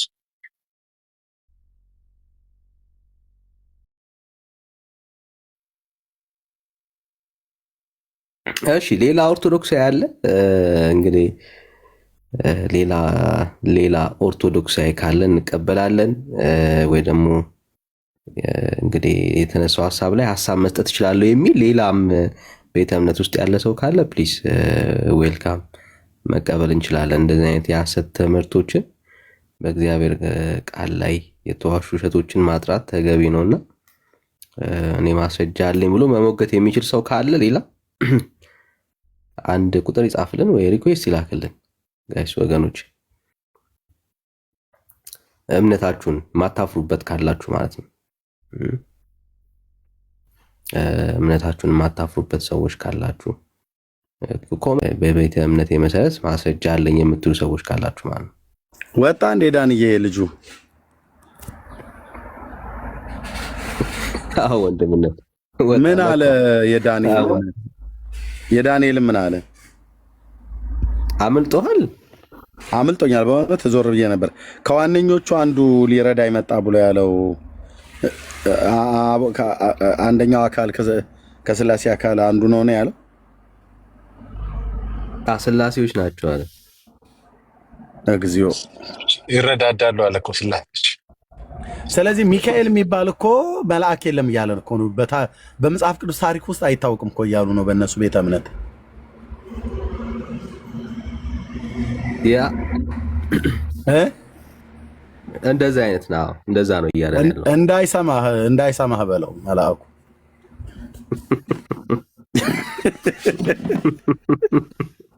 ኤግዚስት አያደርግም እኮ እያለን ነው። እንዳይሰማህ መልአኩ። ኔትወርክ ነው እያስወጣኝ ያለው። ይቅርታ። አይ መልአኩም ሊሆን ይችላል።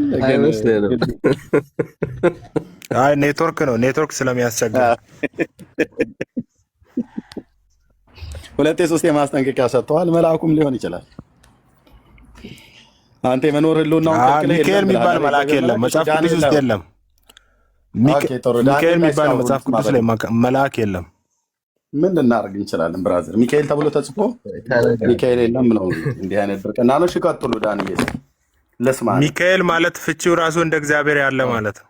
ቆይ አንዴ ከብሩኬ ጋር ጀምራችሁ የለ አንዴ ጨርሱና ከዛ እንቀጥላለን። ብራዘር እየጠበቀ እንቀጥላለን። እዚህ ክፍል ላይ ቁጥር 13 ላይ ከዋነኞቹ የተባሉት አንደኛው ማን ነው ነበር ያልከኝ? ሶስቱ አካላት አብ፣ ወልድ፣ መንፈስ ቅዱስ። እሺ በዛ ሰዓት ከነዛ አካላት አንዱ ሚካኤል ነው አልከኝ። ወልድ የሆነው ሚካኤል ሊረዳው እንደመጣ ነው። እሺ ሁለተኛው አካልስ ስሙ ማን ነው? በዛ ጊዜ አብ፣ ወልድ፣ መንፈስ ቅዱስ። ከዋነኞቹ ስትል አብ ነው አንደኛው አልከኝ አይደል? በዛ ሰዓት ሊረዳው የመጣው ሚካኤል ነው ብለኸኛል። ሁለተኛው አካልስ ማን ነው ስሙ? ሁለተኛው እዛ ጋር የተጠቀሰ ነገር አለ። ሁለተኛ ሊረዳው እንደመጣ የተጠቀሰ እኮ ሁለተኛ ሊረዳው የመጣ የተጠቀሰ ነገር አለ። ሚካኤል ሊረዳው እንደመጣ ነው የተጠቀሰው። ኦፍኮርስ አዎ፣ የጠየቅኩን አልሰማኝም። አየህ፣ ሁለተኛው አካልስ ማን ነው ነው ጥያቄ። ስሙ ማን ነው? ከዋነኞቹ ስለሚል ሁለተኛው አካል ስሙ ማን ነው ነው ጥያቄ። እዚህ ጋር ዋነኞቹ የተባሉት አብ፣ ወልድ፣ መንፈስ ቅዱስ ነው። ከነዛ አንዱ ነው ሊረዳው የመጣው። ከነዛ አካላት አንዱ ነው።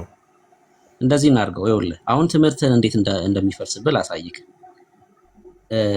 ከዋነኞቹ አለቆች ሲል አብ፣ ወልድ፣ መንፈስ ቅዱስ ናቸው ብለኛል።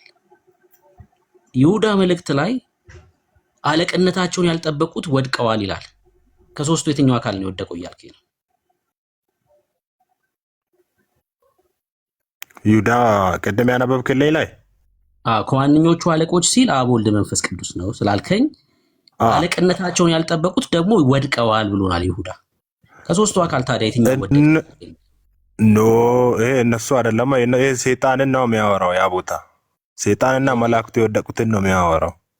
ይኸውልህ አለቆች የተባሉት አልክ አንተ። በአንተ ትርጓሜ መሰረት አብ ወልድ መንፈስ ቅዱስ እያልከኝ ከሆነ አለቆች ደግሞ ወድቀዋል። አለቆች አላልኩም።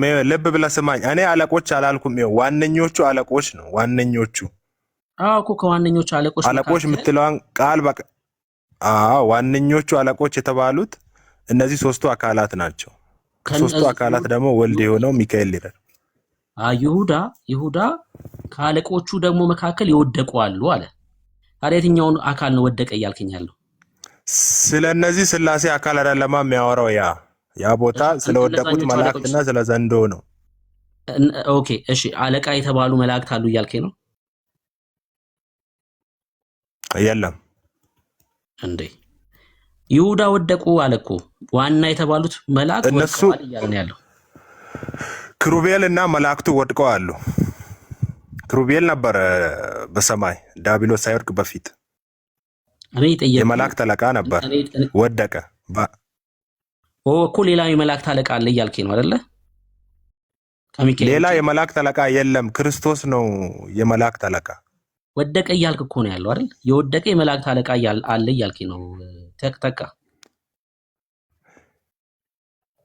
ይሄንም ልተው፣ ችግር የለውም። ትምህርታቸውን ደግሞ በሌላ የወደቀው እንዴት አልተግባባንም? የወደቀው በቃ ችግር የለውም። በቃ ችግር የለውም። በብሉይ ኪዳን ወልድ ማን ተብሎ ነበር የሚጠራው?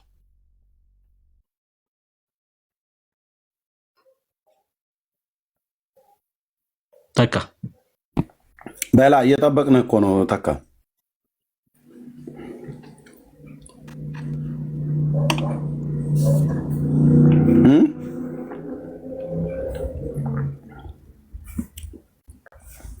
ተናገር እንጂ ዋና ወሳኝ ጥያቄ ላይማ ዝም አትበል። ተካ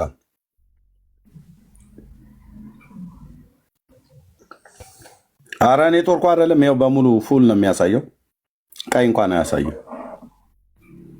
ቀጥል ብሩኬ፣ እንዳትለቀው። በብሉይ ኪዳን ወልድ አልነበረም እንዳይል እንጂ ችግር የለም። ቀይ አንድ አያበራም፣ አንድም አያበራም ለእኔ።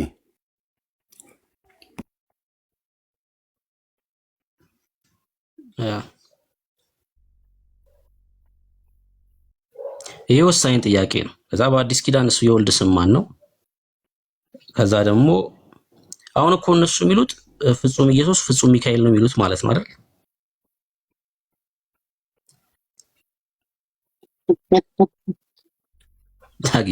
በነገራችን ላይ ማን ነው ፍጹም ሰው ፍጹም መልአክ እንዳለ ታውቃለህ ዳጊ? ምን አመጣብን ብሩክ? ላሳይ። ፍጹም ሰው በጣም ለነገሩ እውነትህን እኮ በጣም እየተለጠጠ የሚሄድ በጣም ወደ ትልቅ ስህተት ትምህርት ውስጥ የሚጨምር እንትን ነው እኮ ነው ታውቃለህ። ጫፏን አንዴ ስላስያዟቸው ማቆሚያ ወደ ሌለው ስህተት ትምህርት የሚከት ነገር እኮ ነው። ማቆሚያ አይደለም በኢየሱስ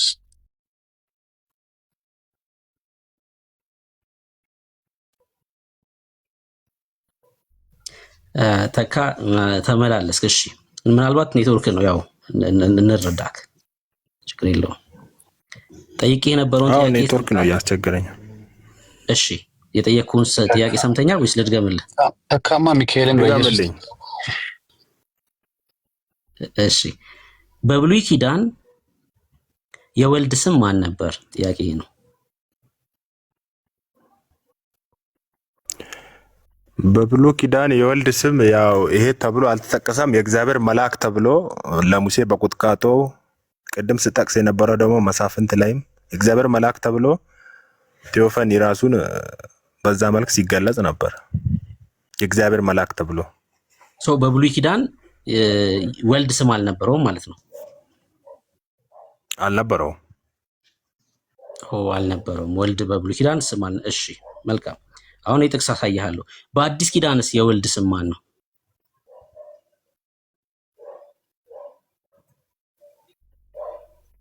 ኢየሱስ ነው። መልካም። ራዕይ መጽሐፍ ላይ ቅድም ሰሙ ስለ ሚካኤል አንስቶልህ ነበረ። ወደፊት ኢየሱስ ሚካኤል ይሆናል ተመልሶ?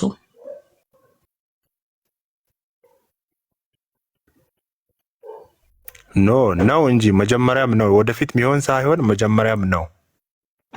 በአዲስ ኪዳን ኢየሱስ ነው የወልድ መጠሪያው አልከኝ። አዎ ፐርሰን አካላቸው አንድ ነው። ሚካኤልም ወልድም ኢየሱስም አንድ አካል ነው። እኔ ስለ አካል ሳይሆን ስለ መጠሪያ ነው እየጠየኩ ያለሁት። ወልድም አንድ ፐርሰን መሆኑን እኮ ስሙ እንጂ አሁን አማኑኤል እንደሚባለው ሚካኤል ይባላል። አይ እኔ በአዲስ ኪዳን የወልድ መጠሪያ ኢየሱስ ነው ብለኛል አይደል? መልካም። ራዕይ መጽሐፍ ምዕራፍ 12 ላይ ሚካኤል ብሎ በድጋሚ ያነሳል። ወልድ ኢየሱስ ከሆነ በአዲስ ኪዳን መጽሐፍቶቻችን ላይ በሙሉ ስለ ወልድ ሲያወራ ኢየሱስ ብሎ ነው የሚጠራው፣ በራዕይ መጽሐፍም ጭምር እንደዛው ማለት ነው። ታዲያ ተቀይሮ ነው ወይ ሚካኤል የሆነው በራዕይ መጽሐፍ ምዕራፍ 12 ላይ? እሺ እዛ ራዕይ መጽሐፍ ላይ የተጻፈው በፊት ሰማይ ላይ ስላለው ነገር ነው። አሁን ኢየሱስ ክርስቶስ ስጋ ሳይለብስ በፊት የሆነውን ነገር ነው እዛ ጋር እየተጻፈ ያለው ራዕይ ላይ። ራዕይ 12 ተፈጽሟል እያልኩኝ ነው። ኖ አይደለም፣ እንደዛ አይደለም ያልኩት እኔ። በፊት ወደ ምድር ሰይጣን ወደ ምድር ሳይጣል የሆነውን ውጊያ ነው እዛ ጋር ዮሐንስ እየገለጠልን ያለው። ስለዚህ በፊትም የሆነ ነው። ሚካኤል ተብሎ አለ፣ በፊቱ ነው አለ። የኔ ጥያቄ ራዕይ መጽሐፍ የተፈጸመ ነው እያልከኝ ነው ምዕራፍ 12? ቆይ ኧረ ብርክዬ፣ አንደኛ እንደሱ ጥሩ። ልክ ኦኬ፣ ጋይድ ልክ ነው፣ የተፈጸመ ነው ማለት ነው። ጥሩ ጥያቄ፣ ልክ ነው። ተካ አቤት፣ አይሰማም? የተፈጸመ ነው ራዕይ መጽሐፍ ምዕራፍ 12 ላይ ያለው ታሪክ። አዎ ሚካኤል እና መላእክቱ ዘንዶን ተዋጉት ይላል። አዎ በሰማይ የሆነ ነው እኮ የተፈጸመ ነው። በሰማይማ ኦፍ ኮርስ በሰማይ ነው የሚለው ሰው የተፈጸመ ነው እያለን ነው። ያ ማለት ራዕይ መጽሐፍ ላይ ማለት ነው በሰማይ የሆነ ነው። አይ እኔ በሰማይ የሆነ ነው አይደለም ጥያቄ፣ የተፈጸመ ነው ስለ አዎ ብለኸኛል። ያ ማለት እዛ ክፍል ላይ ማውራት አለብን ማለት ነው። እሺ ሴቲቱ 1000 ቁጥር 7 ላይ ያለውን ነው እንግዲህ ጠየቁ። ሴቲቱ 1000 ቆይ በ1954 ላድርገው በለመድ ነው። ሴቲቱም 1260 ቀን በዚያ እንዲመግቧት በእግዚአብሔር ተዘጋጅቶላት ወደ ነበረው ስፍራ ወደ በረሃ ሸሸች ይላል። መች ነው ይሄ የተፈጸመው? ተካ ቁጥር 6 ነው ያነበብኩት እዛው ክፍል ላይ። ይሄ የተፈጸመው መች ነው? ክርስቶስ ካረገ በኋላ በክርስቲያኖች ስደት የተፈጸመ ነው። 1260 ቀን ሴቲቱ ክርስቲያኖች ሲሰደዱ ነበር። ሴቲቱ ማናት? ቤተ ክርስቲያን። ኦኬ 1200 አይርሜ ይቀጥልሽ። ብሩክ እኔ ቮሚት ሊያረገኝ ነው። ስራ መስራበት እንጂ ሰዎች ምንድነው እንደናንተ እስራኤል አይደለችም ቤተክርስቲያን ብለን ነው የምንረዳው። ቤተክርስቲያን ናት። እንድንጠላው ሊያደርገን ይሄ ሰውዬ የጌታን ቃል እንድንጠላው እንደያዛችሁ ጀምሩ። እራሳችሁ ሁለታችሁ አውሩ። ብሩኬ ቆስቁሳችሁ ነካክታችሁ ጀምራችኋል። አስጨርሰው ምዕራፍ 12ን ብሩኬ። እሺ በጣም ጥሩ። አሁን ቤተክርስቲያን ናት አለን አይደለ ወንድማችን? ቤተክርስቲያን የሚል ንግግር ሲናገር ከፍ ብዬ የማንበብ ግዴታ ውስጥ ገባሁኝ። እርሷም ጸንሳ ነበር። ቤተክርስቲያን አይደል ተካ? ቁጥር 2 ነው ያነበብኩት።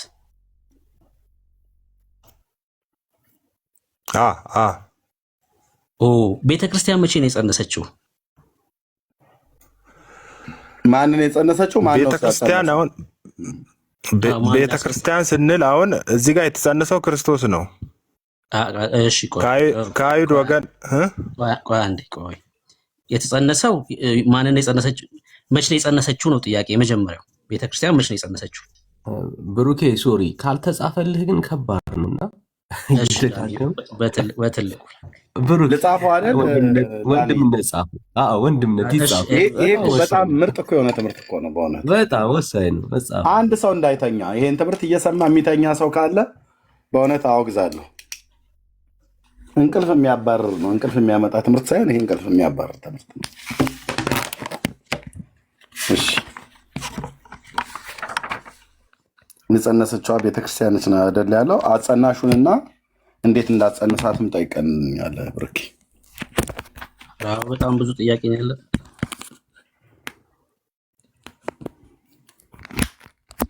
ኦኬ ትልቁ ላይ ልሆን ልገደር ነው። ኦኬ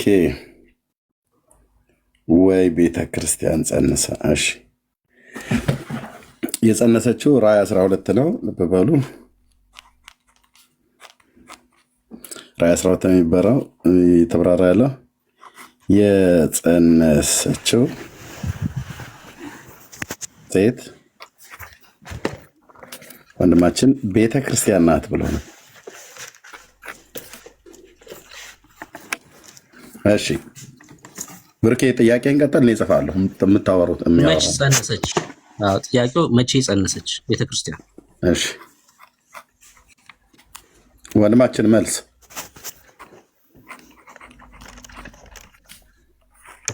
ዘመን ነው የምትነግረኝ። አልሰማም። ቀጥል። ትሰማለህ? መቼ ነው የጸነሰችው? ክርስቶስን አሁን ከአይሁድ ወገን ክርስቶስ ተወለደ። እኔ ጥያቄ ዘመን ነው። እሺ ተካይ ማንን ነው ከማን ነው ሳይሆን ዘመን ነው። መቼ ነው የጸነሰችው? ዘመን ነው የምትነግረኝ። ጊዜ ነው የምትነግረኝ። ክርስቶስ የተወለደበትን ዘመን መቼ ነው ቤተክርስቲያን የጸነሰችው?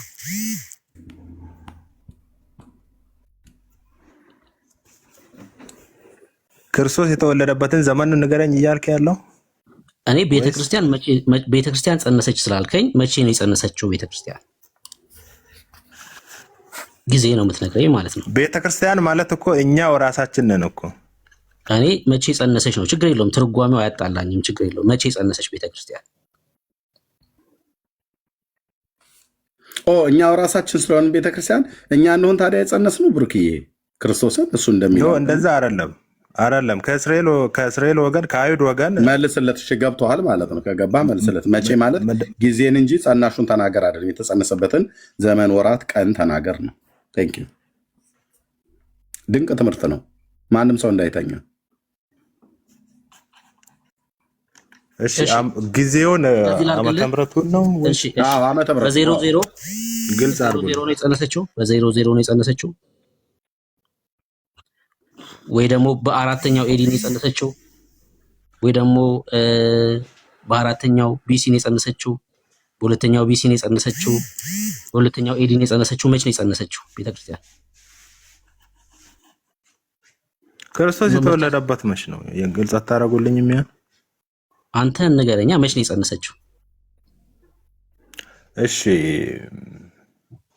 ኦኬ ክርስቶስ የተወለደበት ጊዜ። እሺ ክርስቶስ የተወለደበት ጊዜ አይደለ? እሺ ኤርሜ 65ኛው ሱባኤ አካባቢ በለው። 65ኛው ሱባኤ አላለም።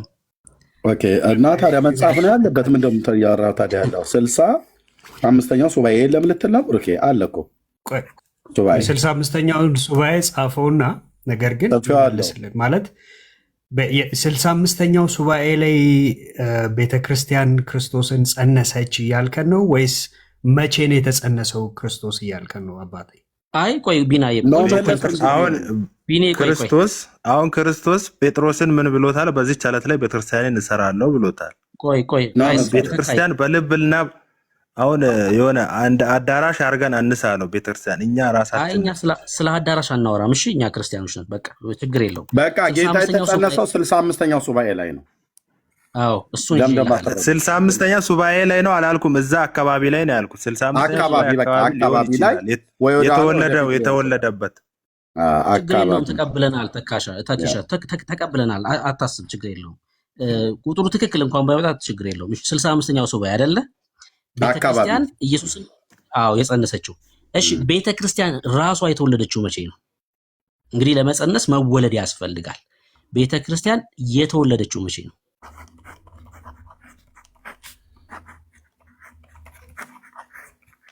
መቼ ነው ቤተክርስቲያን የተወለደችው? ቤተክርስቲያን የተወለደችው ነበረች መጀመሪያውኑ በአንተና በሴቲቱ መሀል ጠላትነትን አውጃለሁ ሲል ቤተክርስቲያን እንደነበረች ነው። መቼ እኮ መቼ? ዘፍጥረት ላይ ቀድሞ ነበረች። ዘፍጥረት ላይ ቤተክርስቲያን ዘፍጥረት ላይ ነው። እስኪ ያሳየን ከቃሉ ላይ ቤተክርስቲያን ዘፍጥረት ላይ መኖሩን አሳየን። እሺ እኔ ግን አሁን ተኝቼ ነው ያለው። ወይ ባይብል ክፈት የምትሉኝ እንዴ በስንቱ መተኛትማ እንቅልፍ ላይ እንዳለህማ በደንብ የሚናገረው መተኛትን በደንብ የተኛ ሰው እውቀት እንደሆነ በደንብ ያስታውቃል። የነቃ ሰው እውቀት ግን እኔ ደግሞ አንድ ጥቅስ ደግሞ ልንገርህ። እንደዚህ ፕሮቮክ እያረከኝ እኔ ምኑን ፕሮቮክ ማድረግ? ተኝተሃል፣ የተኛ ሰው እውቀት ነው ያልኩ እና የነቃ ሰው እውቀት ነው እንዴ? ኖ አንተ የሰውን ቤተ እምነት እንደዚህ ማለት አትችልም። የነቃ ሰው እውቀት አይደለም። ተኝተሃል እኮ ነው ብዬ የምልህ። ይኸው በ67 እኔ አሁን እምነቴን የራሴን እምነት ነው እኔ እየነገርኩ ወዳጅ እኮ የራስን እምነት ነው እየነገርከን ያለው። የተኛ ሰው እውቀት ነው እየነገርከን ያለው። የነቃ ሰው እውቀት አይደለም እያልኩ ነው ያለሁት። ምክንያቱም እንደዛ ማለት አትችልማ። እችላለሁ፣ መብት አለኝ። እንደ የመናገር መብት ላይማ አንተ አትችልም ትችላለህ ብለህ ስላልክ አሁን እኔ እናንተን ሃይማኖት ባወራ ደስ ላይል ይችላል። እንደዛ ማለት እኔ ምንም ሃይማኖት ላይ አላወራሁም። አንተ ላይ ነህ። የተኛ ሰው ንግግር ነው የምትናገረው፣ የነቃ ሰው ንግግር አይደለም። ምክንያቱም ቤተክርስቲያን ማነው ቤተክርስቲያን ክርስቶስን የጸነሰችው በ65ኛው ሱባኤ አካባቢ ነው ብለኛል። 65ኛው ሱባኤ እንግዲህ በእስራኤል ካላንደር ስለሆነ ተነግረኛለህ። በየትኛው የይሁዳ ነገስታት ዘመን ወይ በእስራኤል ነገስታት ዘመን እንደሆነ እሱን ገና ታብራራለህ። ብሩኬ ለምን እንዳለፈ እሱም ላይ ጥያቄ እያጫረብኝ ነው ብሩኬ ራሱ ማለት ነው። 65ኛው ሱባኤ በየትኛው ዘመን ላይ ነው ተፈጻሚ ሆነው? በእስራኤል ስንት ሱባኤዎች አሉ? ብሩኬ ይሄን መጠየቅ አለበት። ኦኬ ግን ቆይ ልጁ እየተነሳ ስለሆነ ከተኛበት አሁን ተነስቶ መጽሐፍ ቅዱስ ከፍቶ ሊያሳየን ስለሆነ እንጠብቀው። በጣም የሚገርም ትምህርት ውስጥ እና ቤተክርስቲያን መቼ ነው የተወለደችው? ምንም ተወለደችበት የሚባል ጊዜ የለም። ዘፍጥረት ላይ ነበረች ብሎናል። ይህንን ሰናፍጭ የመሰለ ትምህርት ትታችሁ እሱ ተኝቶ እኛ ቆመን ነው የምንሰማው። አየህ፣ የተኛ ሰው ትምህርት ነው። እኔ ሰውን አተኙ ላለው እሱ ተኝቶልሃል። በስጋም በመንፈስም ነው ለጥ ያለው። ብሩኬ ቀጥሉ፣ እየጻፍኩ ነው። እሱ ጥቅስ ከሌለው እኔ ጥቅስ አለኝ። የምጠይቀው ብዙ አለኝ። ያዕቆብ 1:18 ክፈትልኝ እርምዬ፣ ጥያቄ ልጠይቀው። ከዛ እሱ ደግሞ ይሄን ጥቅስ ያሳየናል እስኪነሳ ድረስ። እሺ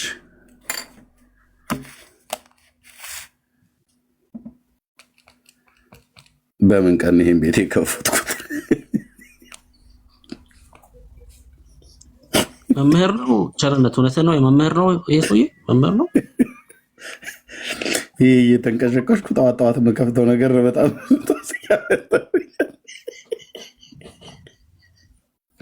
በፍጥረት ታሪኬ ሰምቼ የማላውቀውን ብሩክ እንዲህ አይነት ጡስ ሰብስበህ በጣም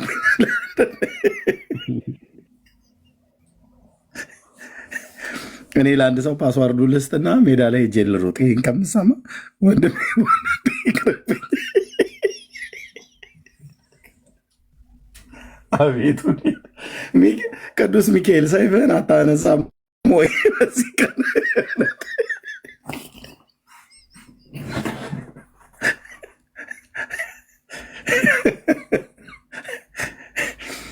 ቁጭ ብሎ እሱ አልጋ ላይ ተኝቶ የጌታን መልአክ የለም።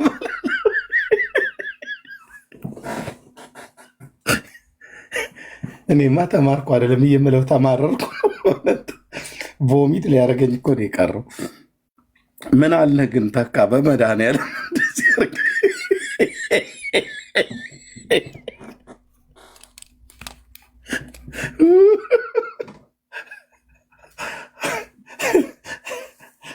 እና ተመልሰህ ግባ። ኧረ በመድኃኒዓለም ተይዘሙ እንዴ!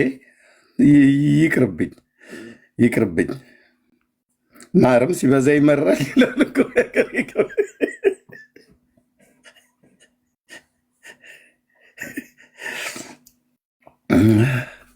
እኔ ግን የኦርቶዶክስ መልአኮች ሲመጡ ይቀስፋሉ ብላ ስትል ነበር። በዚህ ቀን ነበር መቅሰፍት ቅዱስ ሚካኤል የለም አላለኝም። ሚካኤል የሚባል መልአክ የለም። አቤቱ ጌታዬ፣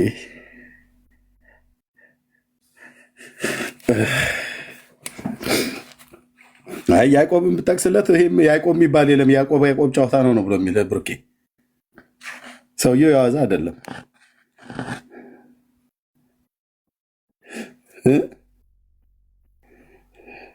ኤርሚ የዘፍጥረት መጽሐፍ ምዕራፍ 3 ላይ እኮ ቤተክርስቲያን ትወልዳለች ካለን አብርሃም ከመጠራቱ በፊት ቤተክርስቲያን ነበረች እያለ እኮ ነው ይዞ እና ታዲያ የሌለ ማለት አንዳንዴ እንስታለን። በዚህ ልክ ግን ይሄ አዲስ ትምህርት ነው፣ በጣም አዲስ ትምህርት ነው። አዲስ ትምህርት ነው። ቀጥል የሆነ ነገር ግን በዚህ ሀሳብ ላይ ማንሳት አለብን። አይ እኔ ምንም ነገር አለ ብርኬ፣ እኔ ምንም ነገር አለ ማለት ሆድ ብሶኛል። ያለውን መልአክ የለም ቤተክርስቲያን የሌለችበት ዘመን አለች።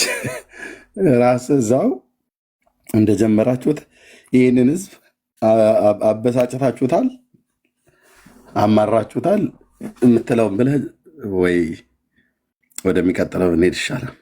ራስ በል ብርኬ፣ እኔ ሚት አደርጋለሁ። እዚሁ ክፍል ላይ ብቻ የሆነ ነገር ብቻ ልበል። አሁን ለምሳሌ ራዕይ መጽሐፍ ምዕራፍ 12 በሶስት ትርጓሜዎች አሉት። ለምሳሌ በኢትዮጵያ ኦርቶዶክስ ለማርያም ተሰጥቶ ይተረጎማል፣ ደግሞም ለቤተ ክርስቲያን፣ ደግሞም ለእስራኤል ተሰጥቶም ደግሞ ይተረጎማል። እንግዲህ ሶስቱንም ትርጓሜ ሲነሳ ክፍሉ ለየትኛው ትርጓሜ ነው ተስማሚ የሚሆነው የሚለውን ነገር ማየት መቻል አለብን። የቀደሙት መጽሐፍት ምን ተናገሩ፣ ለሚነሱ ጥያቄዎችስ የትኛው ትርጉም ነው መልስ የሚመልሰው የሚለው መታየት መቻል አለበት። እንግዲህ ከቤተ ክርስቲያን ጋር ተያይዞ ሲተረጎም እዚህ ክፍል ላይ ከባድ የሚሆነው ቁጥር 2ን መተርጎም ነው። ምክንያቱም እርሷም ጸንሳ ነበር ይላል። ሰው ቤተክርስቲያን ጸንሳ ነበር የሚል ትርጓሜ ይይዛል። ከዛ ምጥም ተይዛ ልትወልድ ተጨንቃ ጮኸች ይላል። ማንን የወለደችው? ቤተክርስቲያን።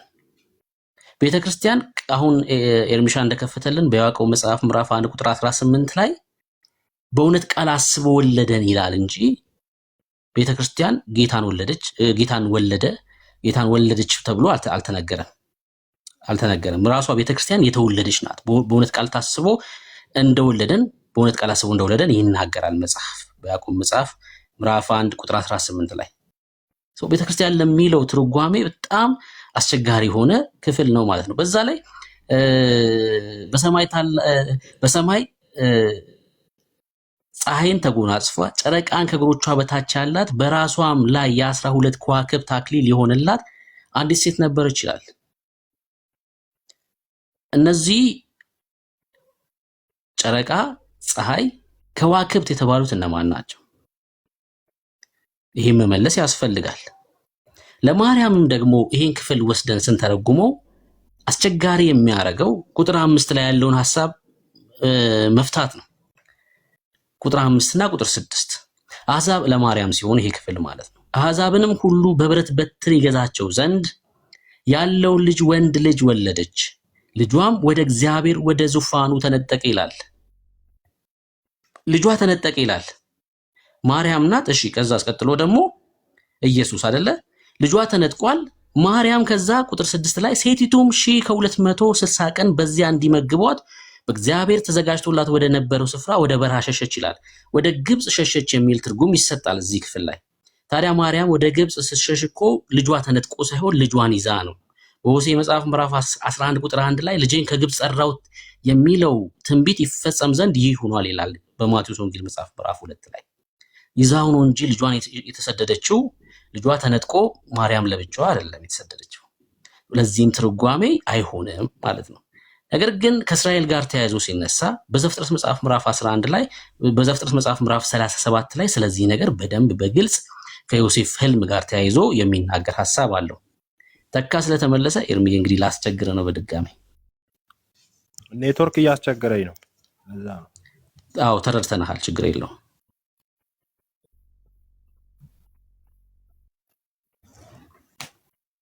ኔትወርኩም አንዳንዴ እንደዚህ ያስተንፍሳል እንጂ ትንፋሽ ቋጣል።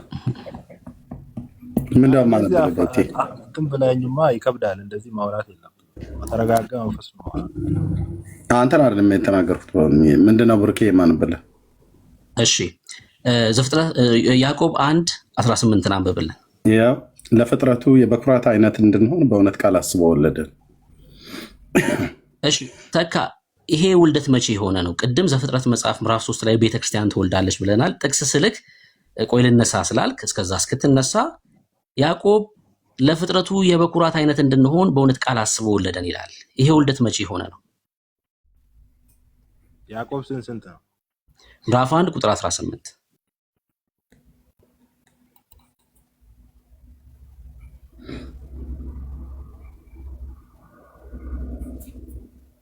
ይሄ ስለ ቤተክርስቲያን ነው እንደሚያወራው ታዲያ? አይ ደስ ላለ ትርጓሜ ስለማን ነው የሚያወራው? ንገረን አንተ፣ ችግር የለውም። ቤተክርስቲያንም በለው ምንም በለው ንገረን አንተ። እና መቼ የሆነ ውልደት ነው? ቤተክርስቲያን ካልሆነ ደግሞ የምን ውልደት እንደሆነም ንገረን።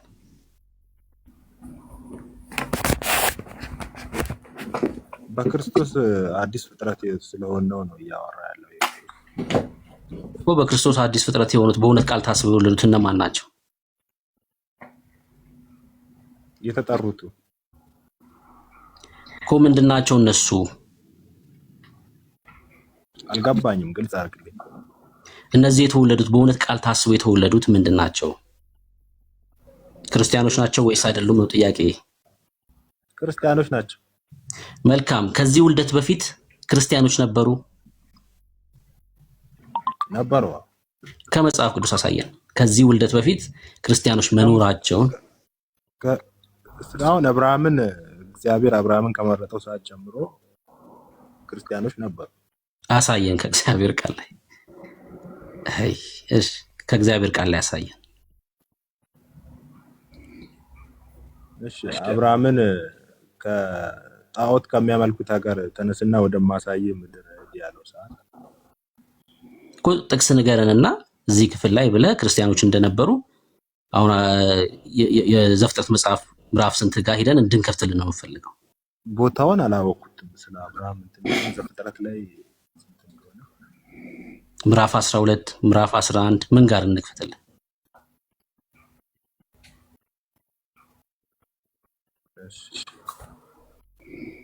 ምዕራፍ 10 የምታውቀው ከሆነ አንተ በከፍትልኝ ምን ችግር አለ? አይ እኔ ቤተክርስቲያን አለች የሚል እኮ ይኸው እኮ አሁን ስለ አብርሃም የሚያወሩትን ክፍሎች ነገር ማለት እኮ በአጭሩ ቤተክርስቲያን ማለት እኮ የተጠሩት ማለት እኮ አኮ አሳየኝ። ቤተክርስቲያን ነው ተጠርተው የወጡ ማለት። ስለዚህ ተጠርቶ የወጣው አብርሃም አንዱ ነው። የክርስትና ወይም ጅማሮ በርሱ ነው እኮ። አሳየና ከእግዚአብሔር ቃል ላይ አሳየን። ስለ አብርሃም ታሪክ እያወራሁልህ እኮ ጥቅሱን ንገረን እኮ ነው ያልኩት። ተካ አይሰማም። ቦታውን አላወኩም ማለት ታዲያ በምን እንተባበረ? ቦታውን ካላወቅ አወቅ በከፍተልኝ ሞር አሪፍ ነው። እሺ ክርስቶስ ኢየሱስ በማቴዎስ ወንጌል መጽሐፍ ምዕራፍ 16 ላይ አንዴ ላንብብልህና እጠይቅህ። እንደዚህ ይላል፣ እናንተስ እኔን ማን እንደሆንኩ ትላላችሁ አላቸው። ስምዖን ጴጥሮስም መልሶ አንተ ክርስቶስ የሕያው እግዚአብሔር ልጅ ነህ አለው። ኢየሱስም መልሶ እንዲህ አለው፣ የዮና ልጅ ስምዖን ሆይ በሰማያት ያለው አባቴ እንጂ ስጋና ደም ይህን አልገለጠልህምና ብፁዕ ነህ። እኔም እልሃለሁ አንተ ጴጥሮስ ነህ፣ በዚህች ዓለት ላይ ቤተ ክርስቲያንን እሰራለሁ አለ፣ የገሃነምም ደጆች አይችሏትም።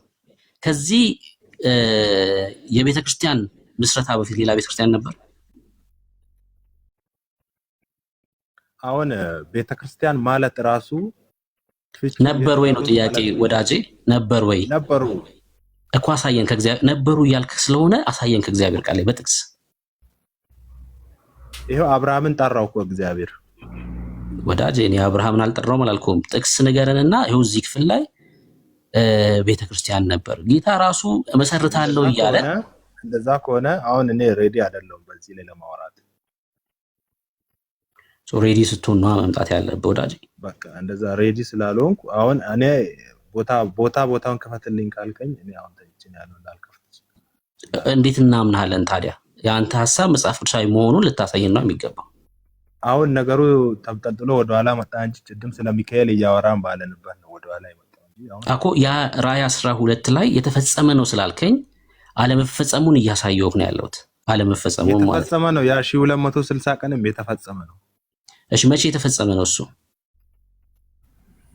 ከ538 ጀምሮ የተፈጸመ ነው። ከመቼ?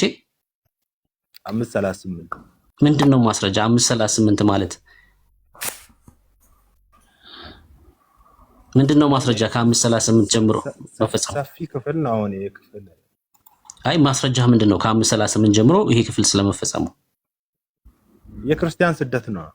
የክርስቲያን ስደት ክርስቶስ ሰባው ሱባኤ ሲፈጸም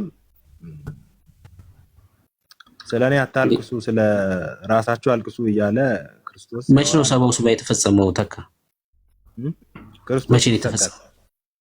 ሰባው ሱባኤ የተፈጸመው ክርስቶስ ሲሰቀል ሰባው ሱባኤ። እሺ እድሜ ላስቸግር በቃ አሁን አልፋታውም። ይሄን ማቴዎስ 24ን ክፈትልን በቃ እውነት አሁን በቀላሉማ ሰው በዚህ ነው ያለ ክራስን ለማሰደብ አንተ ትመጣለህ። አንተ አታፍርም እንዴ? በእውነት አሁን በቃ አሁን ነው ብርኪ ሰባው ሱባኤ የተፈጸመ ነው በል አሁን ስርዓት ያዝ። ምን አይነት ህዝብ ነው በክርስቶስ? ምን አይነት እውርነት ብትመታ ነው በዚህ ነው ያለ? የእግዚአብሔርን ቃል እንኳን ሳታነብ ዝም ብለህ በቃ ትዘባርቃለህ አይደል? በቃ ወይ ገስት ዛሬ ነው መሰለኝ የገባው ዝም ብሎ ማውራት። ይሄ የምድሪቱ ቁጥር 1 መሀይም ነው። ቁጥር 1 ያላነበበ እንዲሁ ከእናቱ ማህፀን የወጣ መሀይም ማለት ነው። ይቅርታ አድርጉልኝ። ምንም ስድብ ከበራት ሚዩት አድርግ። ከዚህ በኋላ ማይክ እንዳከፍት እሺ። እኔ ስፈቅድልህ የምከፍተው በአምላካችን ቃል ላይ ነው የምትቀልደው እሺ። የኢትዮጵያ ቁጥር 1 መሀይም ማለት ይሄ ሰው ነው። ግለጥ ይለዋል፣ ተኝቻለሁ ይላል። ልክ ነው። መተኛቱ በነፍስም በስጋም ነው የተኛው። የሚያወራውን ሚካኤል የለም ይላል። ቤተክርስቲያን በሌለችበት ዘመን ዘፍጥረት መጽሐፍ ላይ ያለች ይላል። ቤተክርስቲያን ተናገር ተብሎ ሲባል አብርሃምን ጠርቶ ተወጣ ይላል። የራእይ መጽሐፍ የተፈጸመ መጽሐፍት ነው ይላል። አሁን ለዚህ ምን ማቴዎስ 24ን ጠቅሰለታል ወንድምነት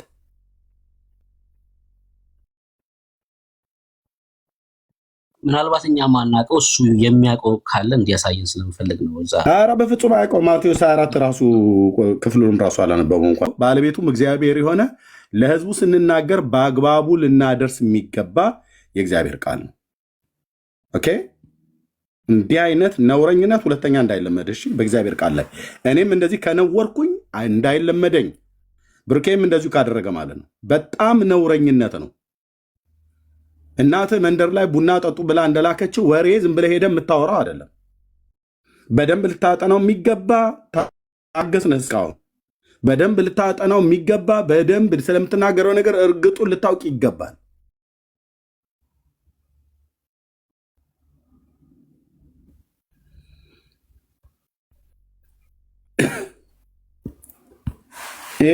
የጌታ ጥፋቱ ምንድን ነው? ይሄንን ያህል እንደዚህ የተናገረውን ቃል በባሪያዎቹ በነቢያት በሐዋርያት የተነገረን ቃል እንደዚህ ቀድሞ ወንድሜ ሰሙ ጠየቀው፣ አንዱንም አይመልስም።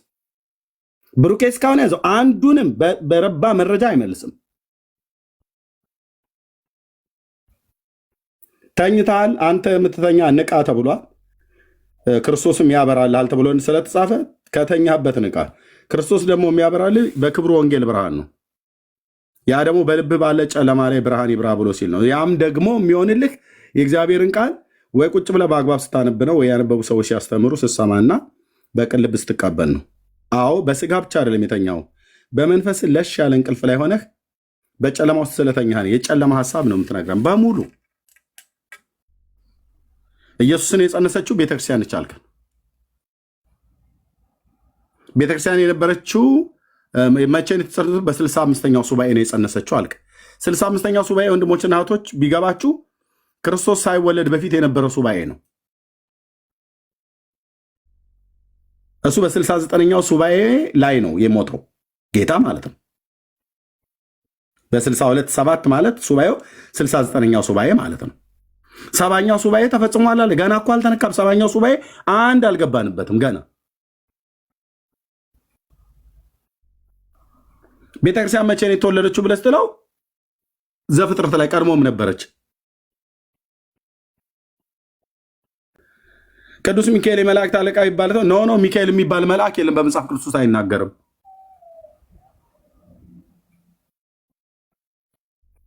የምትለው ነገር ካለ ቀጥል። አሁን ስቄ አላልፍም። ቤተክርስቲያን ላይ ስትመጣ ስቄ አላልፍም። የመልአኩንም ዝም ብዬ ስቄ ያለፍኩትኝ እንደው አላዋቂነት ምናልባት አንዳንዴ እንደዚህ ይገጥማል ብሎ በሚል ነው። እስካሁን ድረስ ረጅም ሰዓት አወራ። አንድ የረባ በመጽሐፍ ቅዱስ ጠቅሶ ያወራ የለም።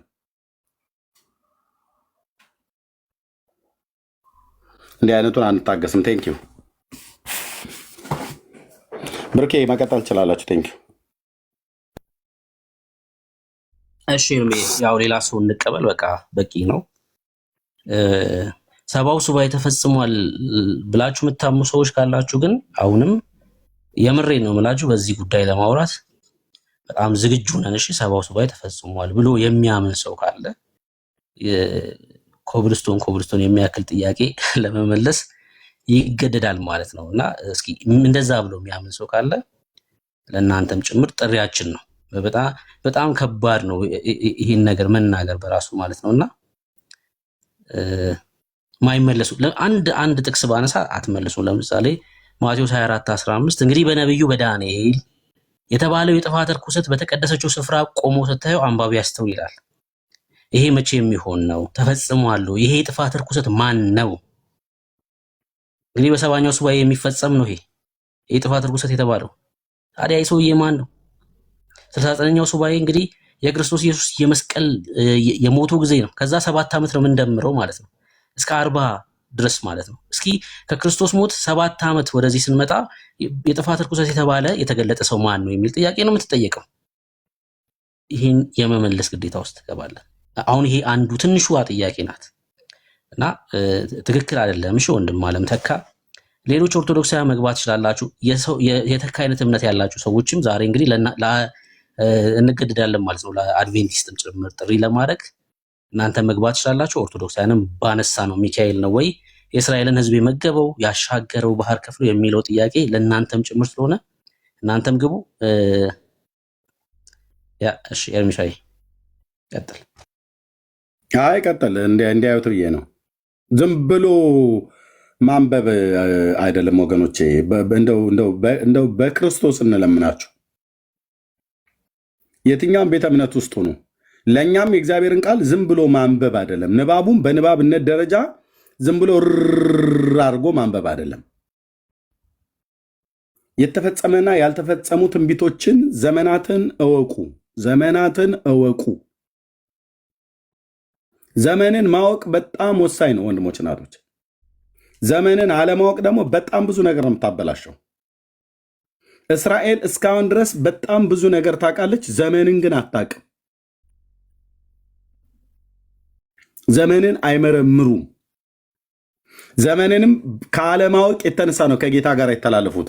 ለምሳሌ በሉቃስ ወንጌል መጽሐፍ ምዕራፍ 19 ላይ ጌታ ሲናገር ወደ ከተማይቱም ሲቀርብ የተናገረውን ቃል መጽሐፍ ቅዱስም ታንቦ የእግዚአብሔር ልጆች ታውቃላችሁ። ከዛ ውርንጫይቱ ተፈታች፣ መጡ። ከዛ ወደ ኢየሩሳሌም እየቀረቡ በነበሩበት ሳለ በደብረ ዘይት ቁልቁለት፣ የደብረ ዘይት ተራራው ማለት ነው፣ ቁልቁለቱ ወደ ቄድሮን ሸለቆ እየመጡ ከዛ ወደ ቤተ መቅደሱ ሊገባ ሲል ማለት ነው። አሁንም በቀረበ ጊዜ ለደቀ መዛሙርቱ ሁላቸውም ደስ እያላቸው ታምራትን ሁሉ ስላዩ በታላቅ ድምፅ እግዚአብሔርን ያመሰግኑ ጀመር ይላል። በጌታ ሲመጣ ንጉሥ የተባረከ ነው፣ በሰማይ ሰላም፣ በአርያም ክብር ይሁን ካሉ በኋላ በሕዝቡ መካከል ፈሪሳውያኑ ደቀ መዛሙርቱ ዝም እንዲሉ ዘዟቸው ይላል። ሲቀርብም ከተማይቱን አይቶ አለቀሰላት። በዚህ በለቅሶ ውስጥ ለቅሶ ንግግር ነበረው። የጌታ ለቅሶ ወይኔ ወይኔ ወይኔ ወይኔ ወይኔ ወይኔ ወይኔ ወይኔ ወይኔ አይደለም፣ ንግግር ነበረው።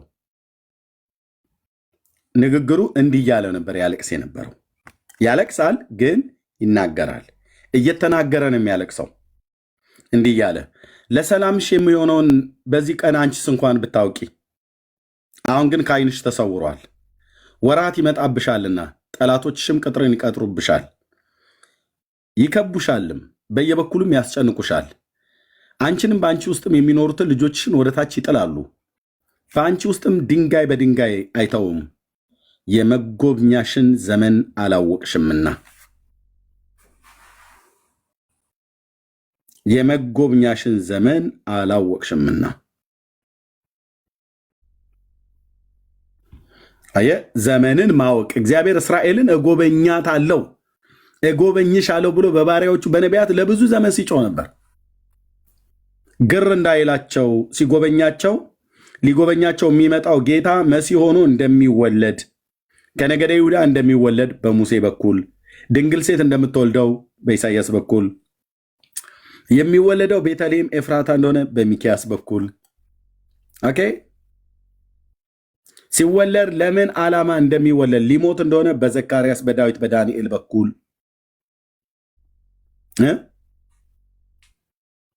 የሚወለድበትንም ዘመንም ጭምር ወራትንም ጭምር አራተኛይቱ መንግስት በምድር ላይ ስትነግስ በራሳቸው በዕብራውያኖቹ ልጆች እግዚአብሔር በራእይና በሕልም በትንቢት እየተናገራቸው ጻፉት።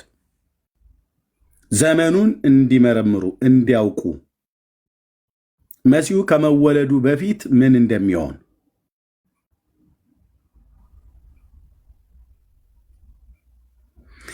ግን እነሱ ማንንም ዘመንን የሚመረምር የለም። ስለዚህ የመጎብኛሽን ዘመን አላወቅሽምና ይላታል። ቤተ ክርስቲያን በየትኛው ዘመን ላይ እንደነበረች እንኳን የማያውቅ ሰው ነው አሁን ገብቶ በእውቀት አግባ ቁጭ ብለህ ተማር፣ ቁጭ ብለህ አንብብ።